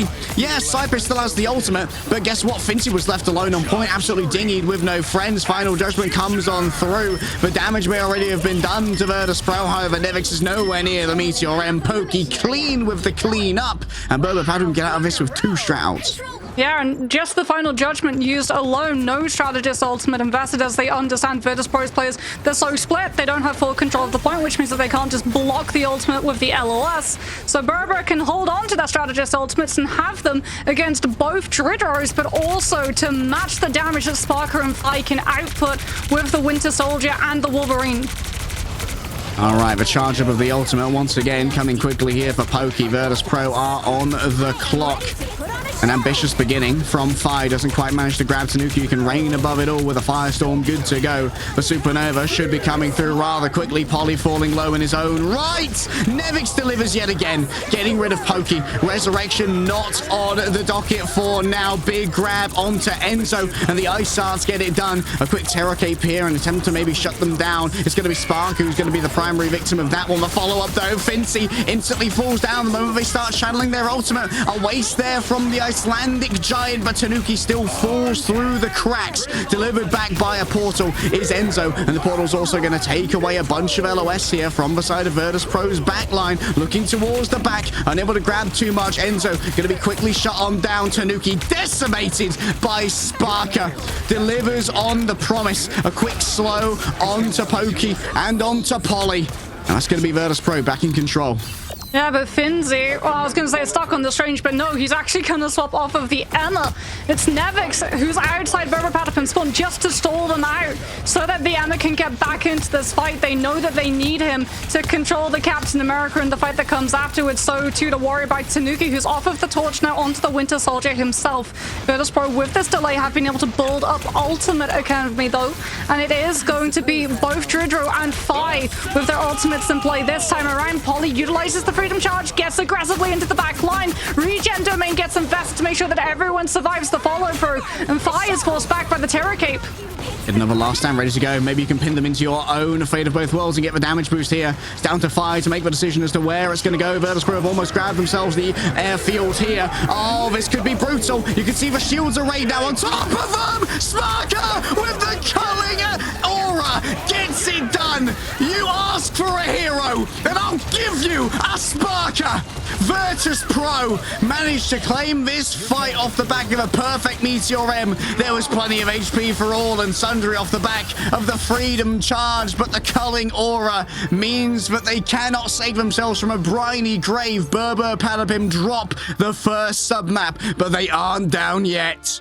This is what teams talk about, the synergy that Virtus Pro have, the fact that these players have been together for as long as they have been. They're able to come on through with such smart solutions. Meteor M, they know it's not going to get the value of the pick itself, but it gets so many of the players down low. And Sparker can come through with the immediate follow-through when BRR BRR PATAPIM have no answer back. And that is going to be Frozen Airfield going their way, but still, it's not over yet. Looking at the ultimate charges, though, Harry, Virtus Pro are definitely starting with a lead. They've got Strategist ultimates, they've got the Last Stand too, and BRR BRR PATAPIM are going to be mixing things up themselves now. They considered it. They moved back. Maybe a little bit of internal discord here as to how they're going to approach this first fight. Neither team's going to be TPing out either, so we can expect a all's fair fight for the high ground. Dridor onto the Jeff just to give Virtus Pro a little bit of a lead in terms of arriving on the point and positioning both Finzi and Fi into a space where the ultimates can find more value. BRR BRR PATAPIM going to be going dry into this one, both in terms of ultimates and no Jeff bubbles out of spawn. So Fi is already all the way around the back. Do they know that this Wolverine is here? Because this could be brutal. No, he gets scout checked out. Has to use the Feral Leap, not to get in, but to get out. Yeah, Tanuki knows these paths better than most. As an experienced Wolverine player in their own right already, that's going to be a second Ice Art and even more absolute zero given forth. Just when it comes to the raw healing output, Virtus Pro are going to be able to win this one before they even have to pop the Fate of Both Worlds. And that gives them the first control mocks, which is super important. Painted Voltage comes on through from Sparker. They've got to utilize the Fate of Both Worlds, given it was Saipe who was copying it. BRR BRR PATAPIM more than happy to just back away so that they don't give Virtus Pro any more lead in ultimate charges or a potential stagger. But now they have to rotate to the low without any contest on the high. Fi unable to grab too much off the back of that Feral Leap.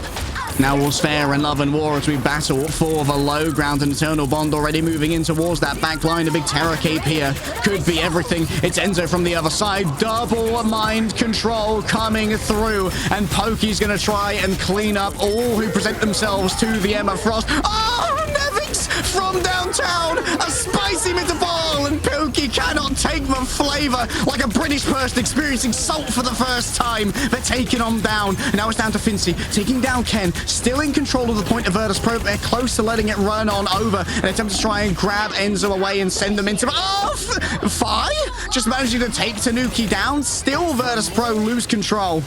Yeah, the flip comes on for They just don't have the strategists to keep the Vanguard up. Sparker almost goes down, will be able to just throw out that bionic hook, immediately gets the shielding that it provides without hitting that ability regardless. Virtus Pro are going to be able to try and push and take this fight a little bit faster than BRR Patapim would want.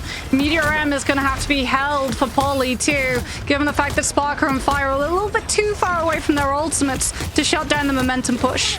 Saipe going to be quick on the trigger here. Oh, that's an early grab as well. Speaking of grabs, Fi has to be given over the shield after being taken down by that Emma. Now, the Meteor M reigns above. You desperately want Rejo, unable to find him. It's on the wrong side of the staircase. And that means that Enzo fell through. Fi sacrifices himself to the gods of the underworld. It's a bargain of flesh, and the flesh is readily accepted. Yeah, no Magneto, no metallic bulwark to stop Virtus Pro from finding all of the stagger picks onto BRR Patapim. Tanuki without the bubble goes down, and BRR Patapim have to try and come back into this next fight, but Final Judgment with Eternal Bond is going to be up. Virtus Pro a little bit far from that Meteor M, gonna have to stall for Nevix to be able to build it, and now we have the reaction check once more. And speaking about reaction check, perception check is there. They spot by Sparker. Sustainability. Once again, nice metallic bulwark keeps Pokey safe, and midway through this Final Judgment, Saipe can't really stand up to this one. The Virtus Pro, they still have a little bit of sustainability off the back of the fate of both worlds. Sparker starts to get in close, gonna get very aggressive, but the adjudication shotgun is too much to deal with. A good pocket going the way of Pokey. Virtus Pro are just gonna try and stall out for a little bit of additional percentage here. It's Tanuki who pops off in this case. It's gonna be Psionic Seduction who gets more value. Both the teams have follow-up and can take advantage of the silent stun it's going to lend the team spiraling into. Kraken Impact Psionic versus Supernova Psionic. The difference is that Alex already has the ultimate. Saipe has to wait, take a little bit of damage coming on through for the rest of the team to build up the God of Mischief. And Virtus Pro feel like they have the need to go. Worries now about where Tanuki is, you know, but that Supernova is going to be cooking. Double Ice Arts, Absolute Zero also waiting in the back line. You know that Saipe has to use it real soon, and indeed a lot of space has been given over here by BRR Patapim already. They want to try and strike back afterwards, but they need to sustain first, and that means that it's time to start using the Psionic Seduction, the culling turret in the back.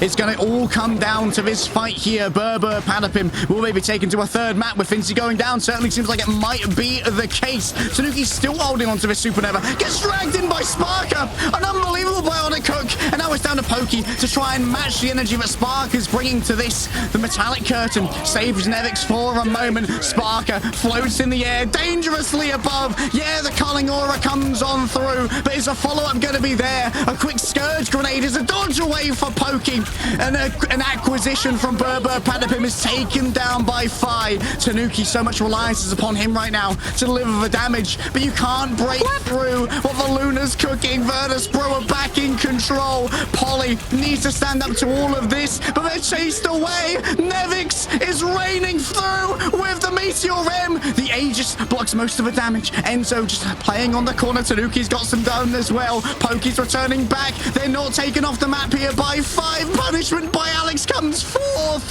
Virtus Pro are running low on members. I don't know if they're going to be able to TP on back. Fincy's trying to come back on the Hulk of all things to get back in low time. Sparker is going to be taken down. Nevix the same. They can't find the touch. Virtus Pro are scuppered when they had it in their hands.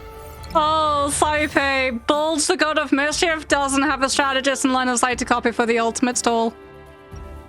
And BRR Patapim are able to fully restabilize on the point, and we go Monument. Saipe will at least silver lining for Virtus Pro have the ultimate in the hand for this next fight. And Ken does have Eternal Bond, but Pokey does not have Final Judgment to follow up off of the back of it. So it is just going to be base damage implemented from the Terror Cape follow through. If BRR Patapim even decides to utilize the ultimate, it could well be Pokey just on the culling turret trying to get Final Judgment online before the Cloak and Dagger invest theirs. Virtus Pro up against the wall once again.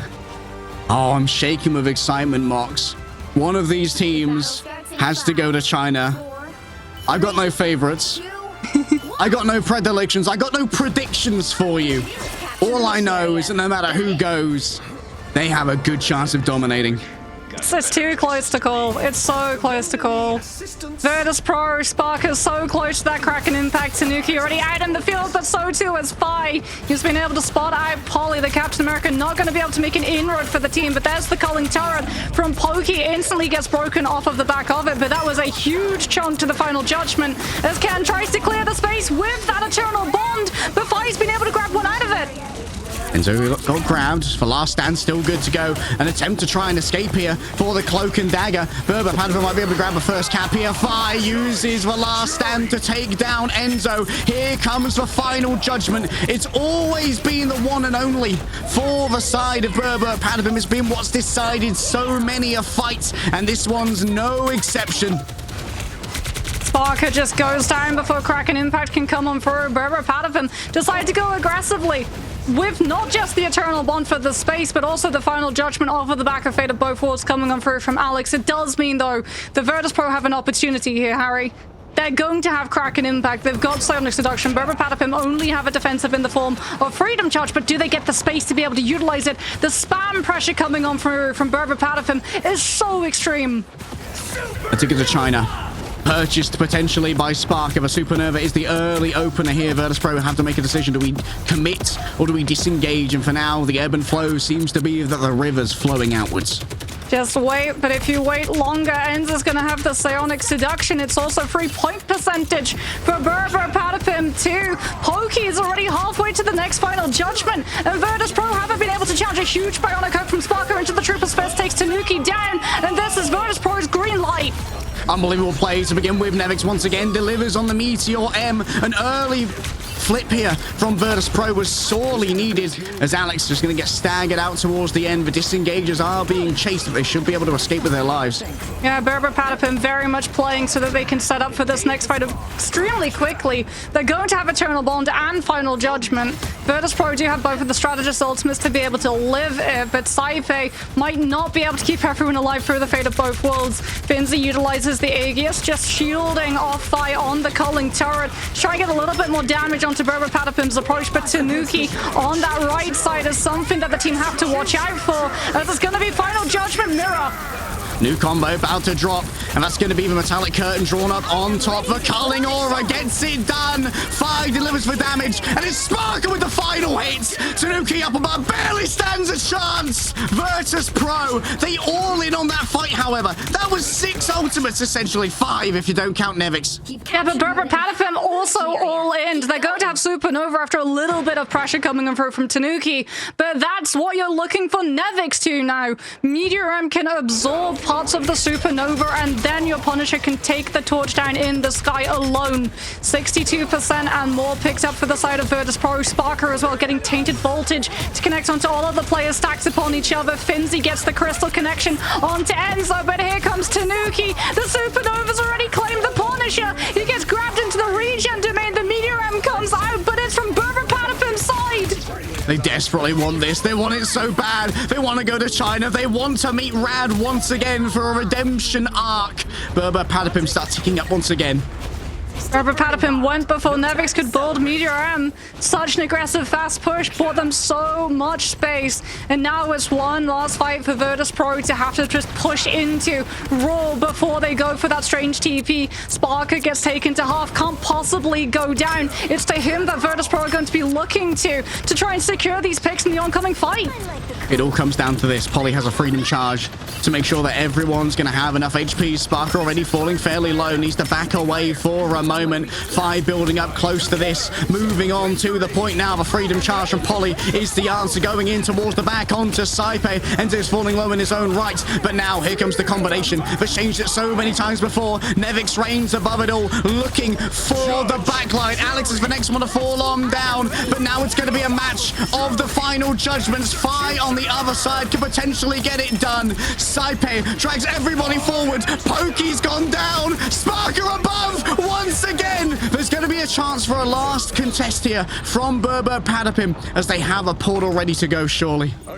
Yeah, the portal's going to come in through from Pokey, but Finzi's going to have Psionic Seduction built up, and BRR PATAPIM spent everything. Enzo and Tanuki. Tanuki's even off of the Human Torch onto the Spider-Man. They don't think they're going to get through the portal in time to touch. Kickbacks there. elsewhere. The touch is through. Enzo and Tanuki are already down, but here's the sustainability coming through from the side of Alex. Psionic Seduction will drag all in, grabbed up and destroyed potentially. BRR Patapim have what they need to keep this contested, yes, but Virtus.pro have all of their skill, all of their marbles, all their crowns, and all of their traditions are being arrayed in a line to try and keep them alive in this series. It's Tanuki raining above and raining down the fire. Polly falls on down, a big grab through onto Enzo. You look to the stars, you see Ursa Major, and here comes a roar as Virtus.pro demand respect and demand 5 maps. We go 5 maps. Harry, we said, you and I, when we looked at the schedule, yeah, there's the potential we have 12 maps for casting today.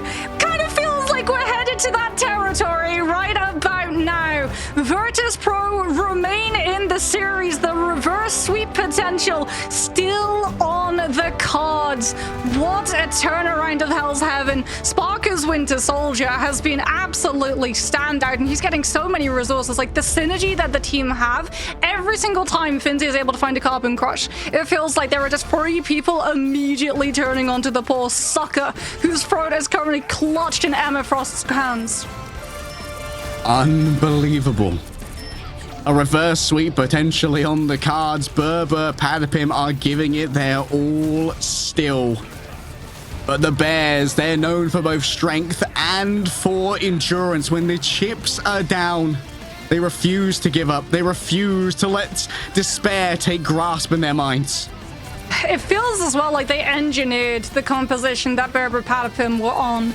Tanuki going over to the Torch, it was meditated. Sparker with that Winter Soldier pick just made it so much harder for Tanuki to commit into these fights. Yes, we saw some amazing gameplay coming on through from Tanuki, the Supernovas too, but even coming on through, having to fly above the point rather than directly on top of it, Virtus.pro would take advantage of, so they would be able to find map flips, even when there were players of BRR Patapim still up and standing. I would say that Rad Esports are waiting in the wings, like VOD watching and studying, but honestly, I don't know how anyone could look at this analytically first time through and feel anything other than sheer joy. This is esports, Mox. This is such a series. This is Marvel Rivals being played at the absolute highest level. These are players who understand when an ultimate comes out from... It's all gonna finish on the brand new map, and it's the same first bands again, baby. Don't let Ken play the Loki. Don't let Fi eat up. I mean, they're fine having Tanuki on that Torch, but that's exactly why BRR Patapim are gonna deviate. No more Captain America protection. They saved the Logan. All right. Tanuki has been able to do so much with the Logan thus far. But now, yeah, maybe you don't have the first protect on Polly's Captain America anymore. Virtus.pro are happy to try and take that one away, and likely going to see Saipe's Loki protected again. I wonder if BRR go after the Gamma. It's not the highest meta, but the last time these two teams went head-to-head on this map, Tanuki was forced over to the Wolverine, and the Namor and the Hulk made his life absolute misery. I mean, like, we just finished an Asia Grand Finals that was an 8-map best of 7. We're going to map 5 for this one. This might be one of the most hard days to schedule around in Marvel Rivals in history, because I bet that our Grand Finals is going to go to 7, which means NA is probably going to be waiting for a while. Yeah, well, we're going to be waiting to see more Punisher gameplay. As Starlord is removed from the side of Virtus.pro, Punisher is taken out from the side of BRR Patapim, so no more 1v1 final judgments. And I think this is actually a stroke of genius from Virtus.pro if they decide to go through with this. The Winter Soldier protection. They know that Tanuki is going to be out on the Wolverine, so what better way of playing versus him with a bionic hook waiting to grab him if he tries to land his hands on a Vanguard? Gonna have to be the counter ban. Potentially on the Punisher. You don't want to have that uneven Punisher gradient. Virtus.pro had to acquiesce to that earlier and just go, okay, fine, we'll mirror the Punisher, we'll put Fi on it. One last protect here. Wait, Harry, Psylocke's made it through, and Luna so far for both teams. Oh, yeah, the Psylocke. Pokey's great at the Psylocke. Are you going to get as much value out of it without Polly on the cap? Maybe. Potentially you don't have a Luna though, because I think Virtus.pro uses this last ban system slot to take the Luna out. So you can go for the Psylocke 1v1, but Sparker will have the lead. Both of them are going to have, both of them are going to have the EMEA projectiles so that you can go for your mirror form and potentially have the upper hand against your opponent. But no, Virtus Pro actually prioritized the EMEA taken out, and Luna Snow makes it for both teams. Okay, Luna's up and disallowing Tanuki. Oh, this is, it's going to be a bit of an EMEA Frost. Could be a big difference maker here. That's going to force Enzo to pick up the Hulk. Enzo's very good at the Hulk. I wouldn't mind seeing Enzo play the Venom sometime as well. We've seen it get a lot of value, especially in overtime on Midtown. Not against the Thing, though. I feel... Yeah, the Thing really is an issue for that. The Thing was one of the first counters that a lot of people looked to when dive was becoming a problem, since you would utilize the Earthbound debuff. The Venom would go in, and then before he could swing out, boom. Guy was just prevented from moving a singular inch. No force physics necessary, so you still got to have the star strategist lineup that you wanted to. As both of these teams, as we can see from production so helpfully providing for us, are 3-1 on Araco coming on through. The Flora Colossus is ready to once more bring verdant life to this machined block. But who will be... Oh, okay, Nevix has already been exiled. They're holding early. That's Fi on the Doctor Strange, by the way. This is going to be a TP. This is going to be a Team Pep style defense. Yeah, Sparketeers on that Winter Soldier. They catch immediately the flank that BRR Patapim try to find the Gamma Monstro taken out before it can find Virtus Pro's exposed backline of strategists. And in the meantime, Saipe more than happy at showing that Hypercritical Oath can become Hypocritical Oath when a Loki is a strategist on the line. Yes, I've taken my Hypocritical Oath. Why do you ask? Nevix just bopping around with these Stone Haymakers. Tanuki's made the swap. No more Wolverine even against Triple Tank. Instead going for that backline with the Black Panther. The Brainiac Marks could be everything. An early grab here, and oh my goodness, it's so difficult to survive this as with Doctor Strange. Tanuki is demanding a huge amount of attention. The Thing has already done a good amount of damage though. Remember that. But Tanuki and Pokey, shuts it down. Look at the amount of attention that bringing. The Bionic Hook comes on fur from Sparker, but you've only got one hook against one duelist. And Pokey is tag teaming off of the space that Tanuki provides. In fact, everyone looks at the Panther, and the Solo gets away for free. Oh, that's such an unfortunate reload there for Pokey. Sparker finds him just when they're at their weakest. A big grab onto Enzo. There's still a Kraken impact in the back pocket, but you don't really want to use that one. Instead, just going to TP back quickly and use it, I imagine. Yeah, VP just going to be sacrificing themselves on the objective itself, given the fact that they lost both of the strategists to Pokey in the back line. And it's going to be a very fast contested TP play coming on from them. They do have the regeneration domain, so no ultimate needed to match up to the sustain that Ken provides on the Eternal Bond. But now that the Eternal Bond has come on through, out comes the fate of both worlds. Ayavamoto catches only Nevix, however, though, and that's not going to result into anything outside of a huge Meteor M connection onto Dredro. Yeah, Dredro dunked on, which means there's going to be a second strategist ultimate available here. Ayavamoto from Fi gets absolutely nothing, but Bass Descent ready to go as well, and most of the defensive options are gone already. Tanuki slicing back and forth with the Spirit Rend, which is to slice through the flesh of the bears and turn them into burgers, as BRR Patapim clean up on the backside of this one, investing everything they can. Virtus Pro, they don't really have a sustainability, but they are burning time. Hello, managing to get one on the backside. Pokey punished by Fincy. Tanuki awakened. Did cost, though, the fate of both worlds, the dance of the butterflies, which means that Dredro with the fate of both worlds manages to utilize it to pocket. Now, Sparker on the Kraken impact. Virtus Pro have one more good fight before BRR Patapim find themselves onto second, and Nevix, with clobbering time, can still get the ultimate past the Strange. Only time for one more fight. Tanuki tempts the hook. Oh, a connection. It's going to be a quick disengagement, though. Quick reset on the Spirit Rend and back up onto the high ground. Enzo looking for the wing of their team. Oh, Ken taken off the side by Fi. The Eternal Bond going to take a little bit longer to charge now. Enzo under siege from the Emma Frost. That's a take to the skies right now. However, look at that. A good shutdown could be enough to try and get rid of Saipe. What a peel coming through from a clobbering time of Nevix. Enzo's already down. Sparker still surviving, unable to find it. Big grab onto Pokey. Tanuki taken down elsewhere. And at this range, Rotterstern's getting it done. It's going to be a movement forward here with the fate of both worlds. Sparker overwhelmed. The healing simply wasn't there at the time. It's going to be Saipe trying to turn it on around. Was that a copy there? That's a copy onto Emma. Oh, that might not be the sustainability that they wanted, but it might be a good way to try and shut down Ken after this. The dance of the butterflies onto the vanguards. The health pool is going to be regenerated, though, by the domain. Laid down by Saipe. 63 healing remains. That's the first point grabbed by BRR Patapim. Unbelievably clutch. Sparker will be able to take down Enzo, but unfortunately he trades himself for it. And without that Winter Soldier in play, BRR Patapim's dive duelists can immediately start eating up so much more distance. Tanuki is off of the Panther, by the way. That Winter Soldier proving a little bit too hard for the Panther's claws to fall through. He's over to the Wolverine, despite Nevix on this thing. Last Stand's going to be in play up for 5, though, as is the fastball special. We're going to the batting cages, and Polly is going to the respawn room.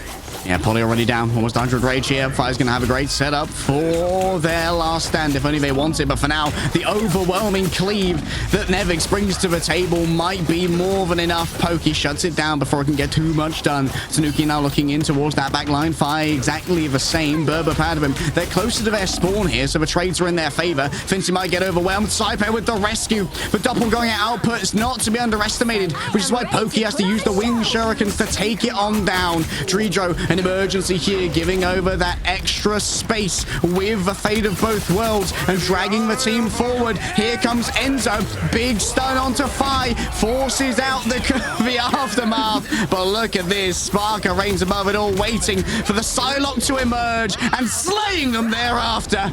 That is the second time, by the way, that Sparker has frame perfect dodged the Eye of Agamotto stun, not off of help from his team, but the CC immunity that Kraken Impact provides on the aerial jump.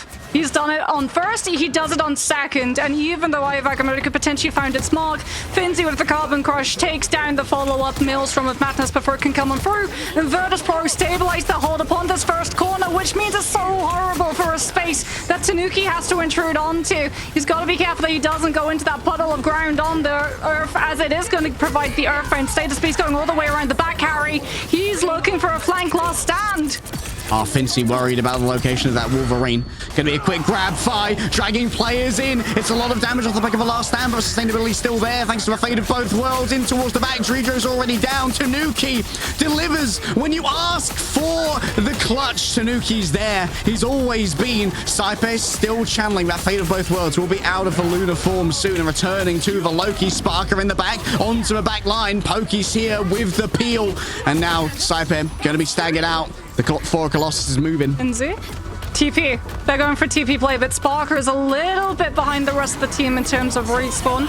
Does have Kraken Impact, but the Terror Cape and Dance of the Butterflies immediately drops Dredro and Nevix, and they just don't have the bodies to be able to get past. BRR Patapim just body block with Enzo on the thing. I think the Pokey just dove in there the second that the portal opened and channeled the Dance of the Butterflies, forcing players to stay back to share out the damage, to democratize the slices. Sparker, too, was denied an opportunity to use Kraken Impact. Tanuki, surely they check the Wolverine. They're currently having to deal with Enzo on the thing, and the melee, the boxing match going on between himself and Nevix, as Enzo comes on through the clobbering time and gets stunned out of the ult. All right, reset available here for Sparker. No HP to play with, though. Polly delivers onto Saipe. BRR Patapim unconcerned, but Nevix going to give him something to think about right here. The Stone Haymakers don't have the range right now to try and chase down Pokey. The escape is good. Fires on that one. Pokey with a disengage. Still grabs Fincy, but Fi now they're going to do their best Sparker impression. Polly says absolutely not. The Sinnoh cosplay zone. Tanuki's got another last stand. Fi can come on through with a huge dance of the butterflies, but if Tanuki can disroot Virtus Pro's defenses and go for this back line, then they're going to be giving up a lot of space to have to peel for him. They don't even know that he's on the angle. Okay, there we go. Fi scouts out the Wolverine, tries to take over the absence, and Pokey tries to utilize the ultimate. Fi's forced to go for the duel. Oh, Fi taking another Stone Haymaker. The second, but it's over. BRR Patapim, it's in their hands now to make it work. The solo last stand. Dredro needs to be rescued. It's Saipe there with the fate of both worlds. Once again, Fincy channeling the Sonic Seduction, desperately wants to try and find Pokey, but unable to grab that one. A clobbering time stuns up Sparker, and now the backline's in desperate danger. But when the danger calls, Sparker responds, and he yells, "I am the danger!" Kraken impact comes on through from Sparker, BRR Patapim, Tanuki. Not going to be in time with the Doctor Strange portal. And Virtus Pro will end BRR Patapim's run of Arako before it becomes a full-on push through. Something to note here is that we're currently denied the Poke versus Sparker Psylocke conclusion of who is the strongest in the EMEA region, given the fact that this Winter Soldier from Sparker has been indispensable for the side of Virtus Pro. Fi is the one who's having to flex onto the Psylocke instead.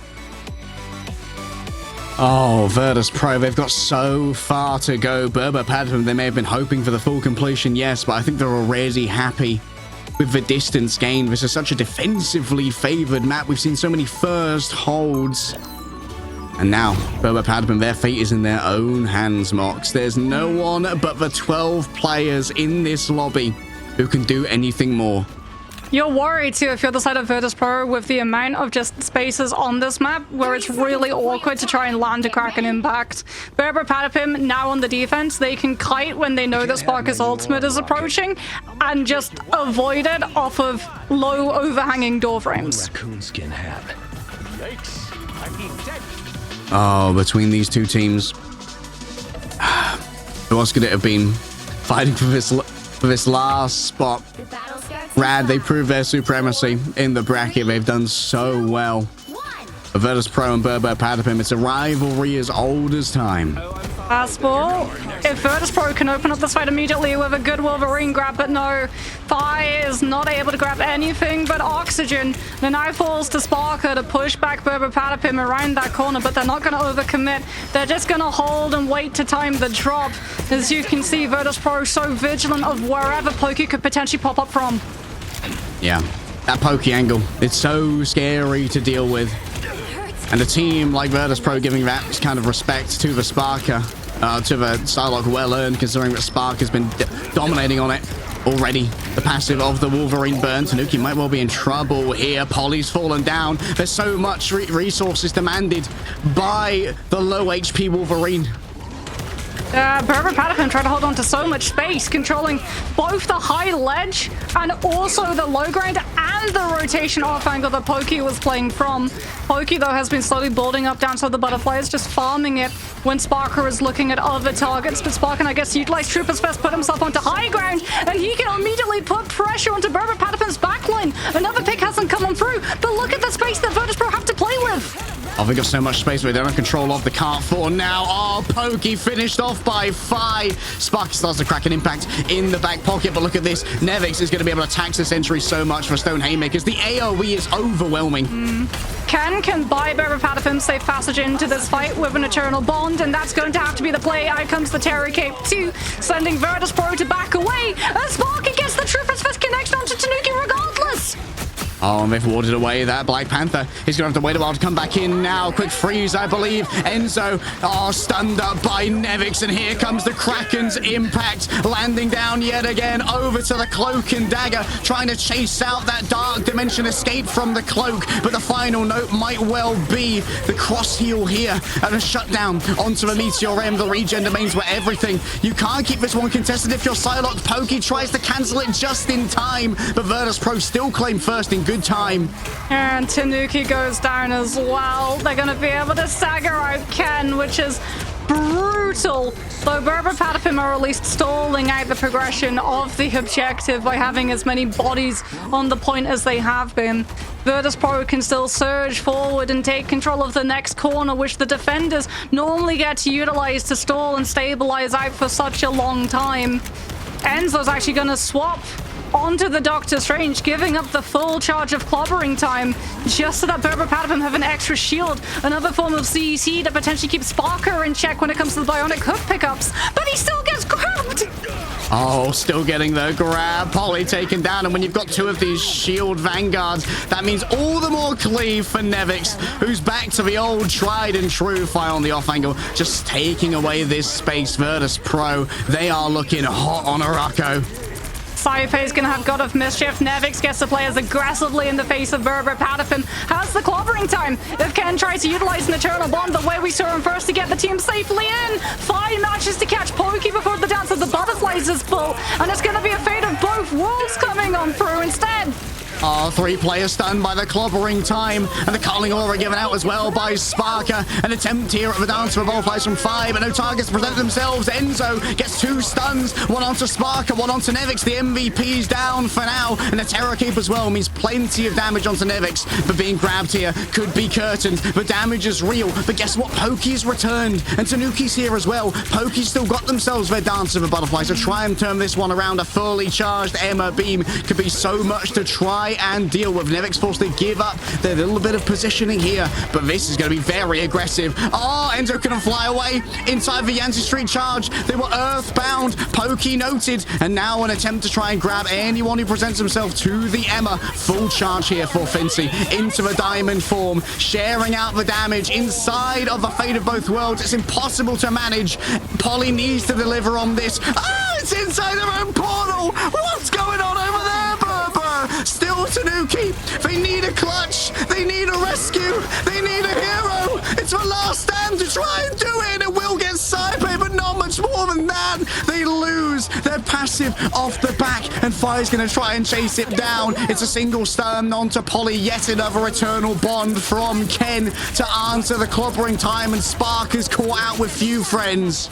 Huge Terror Cape as well, given how much space Ken was able to make into the backline of Virtus Pro. That just gets followed up off of the back of base primary from the Magneto, and that fight went on so incredibly long. It's now 1 minute and a half. Sparker, though, going to be approaching that Kraken impact. Enzo is going to have the Eye of Agamotto. Alex can line it up, can sync to the beat. Fate of Both Worlds for the damage amplifier on the Maelstrom of Madness, but it's going to have to be BRR Patapim trying to take the Kraken impact down before it takes them out of the tournament. Early isolation on to Tanuki. Alex still has, the ultimate here to try and keep everyone sustained. Enzo grabbed, knocked back, and that's even more space for Foracolos to try and play with. Multiple movement abilities have been shot on down by Yancy Street Charge. It's doing the damage. Here we go in towards the back. It's a good stun onto Fincy coming from the top. Sparker with the iframe dodges. This guy is simply insane.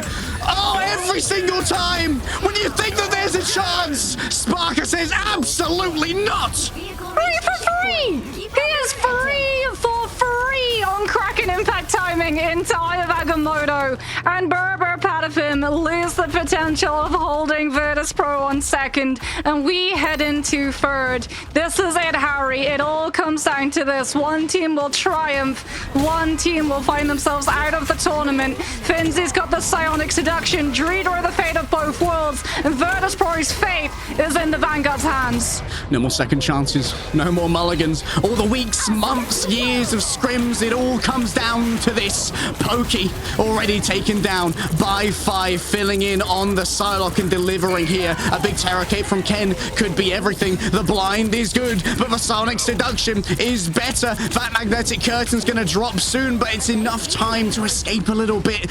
Tanuki still on the other side, has themselves a passive to play with. Pokey forced to disengage, has the Dance of the Butterflies, and Enzo's just gonna stall out the cart with their life. BRR Patapim, they lost the Eternal Bond too. Ken got grabbed outside of it by Sparker on the Winter Soldier. And speaking about Winter Soldier, Sparker's got the ultimate. Nevix is clobbering time to set it up. BRR Patapim have to dodge the ultimates coming through from Virtus Pro, or they're done. 5 noted on the approach here. Pokey takes them down. It's an excellent opener coming through from Pokey. Can the rest of the team now deliver on their own promises? Virtus Pro have already called this one. They want to try and take the fight with 5 ultimates later, not undermanned. They need the Psylocke alive so that Fi can spot out Pokey's position too. And there, now they come on through, but Pokey gets the better of Fi once more. Dance of the Butterfly stalls out. Virtus Pro try to fall back, but they're running out of time to reset. And this has been all the time that was needed here for BRR BRR PATAPIM to build up to their own 5 ults, soon to be 6. This is the one fight to rule them all, and in China to bind them. Ready to come down from the top. Tanuki lies in wait, a Predator above, a double stun, no, only the single one there. Onto Enzo, not so much value gained off the back. A pair of dances of the butterflies, everybody doing more damage. Streetro taken down out of their ultimate here. BRR BRR PATAPIM might have found all that they needed. Virtus Pro at the last hurdle. Saipe isn't there. BRR BRR PATAPIM, they're going to China. It's off of the back of the Loki. Saipe gets picked before the fight. BRR BRR PATAPIM 3 times in a row are able to pick up a player from Virtus Pro before the fight begins. And Virtus Pro not having that confidence, not wanting to go for the 6v6 brawl. With that much on the line, call off the fight, reposition, and look to come back anew. And BRR BRR PATAPIM take the opportunity to stabilize. Tanuki and Pokey both being able to pick apart player after player. And when Virtus Pro needed Saipe the most to utilize the Loki doppelgangers and the regeneration domain to have the lead when it goes to 6 ultimates v 6 ultimates. The Loki's not there, Harry, but they don't have the time left to wait. They've got to full send the push regardless, and dance of the butterflies, it's the thing that they need. They desperately needed it, but BRR BRR PATAPIM, they needed to go to China more than anything else. They were putting it all on the line, facing down the reverse sweep, looking towards the Bears with momentum. They dig in their heels, they stomp down, and they say, no, absolutely not. This rivalry has gone on far enough. It's time for us to get our flowers. It's time for us to be that top team. Virtus Pro, we never could have expected we'd be looking at the reality now where they are not attending the first Marvel Rivals LAN. But who better to replace them there than BRR BRR PATAPIM? I mean, there has to be discussions now that Pokey might just be the best Psylocke.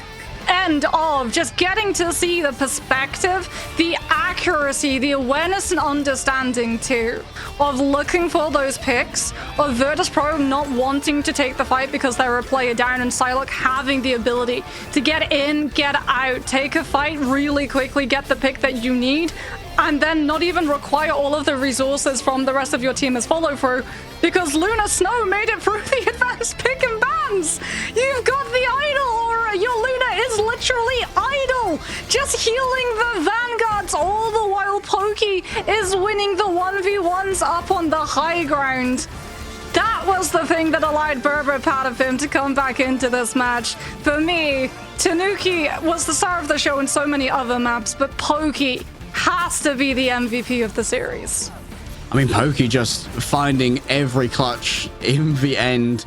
Well, we had so many moments where we sang the praises of members of BRR BRR PATAPIM, but sometimes it's just 3 fights in a row where you get excellent meeting. Hello, bud. You look all grins and smiles. How can you not smile, man?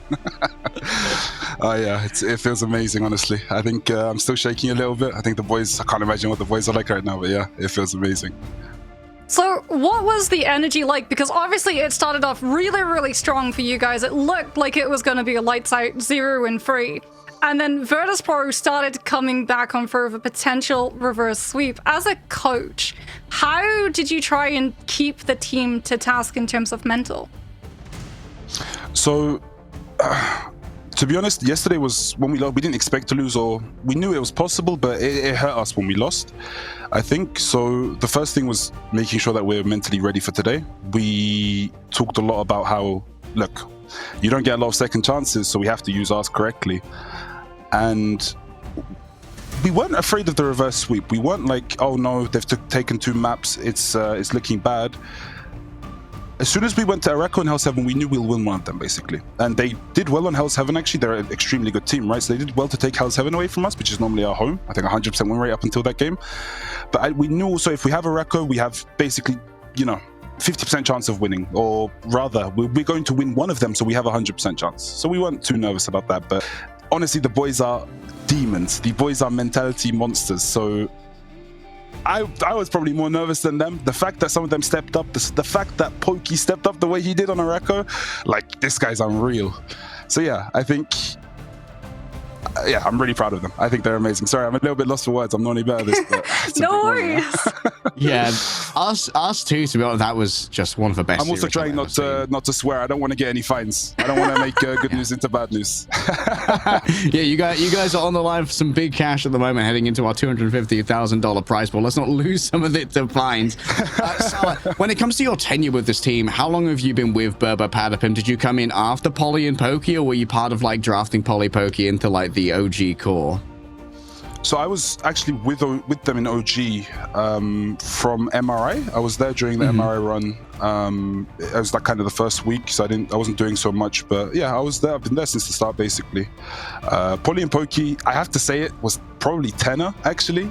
He wanted to show a little bit of bias towards the Norwegians, but it's a good thing he did, to be honest. They're insane. Yeah, they were it wasn't so much absolutely crazy.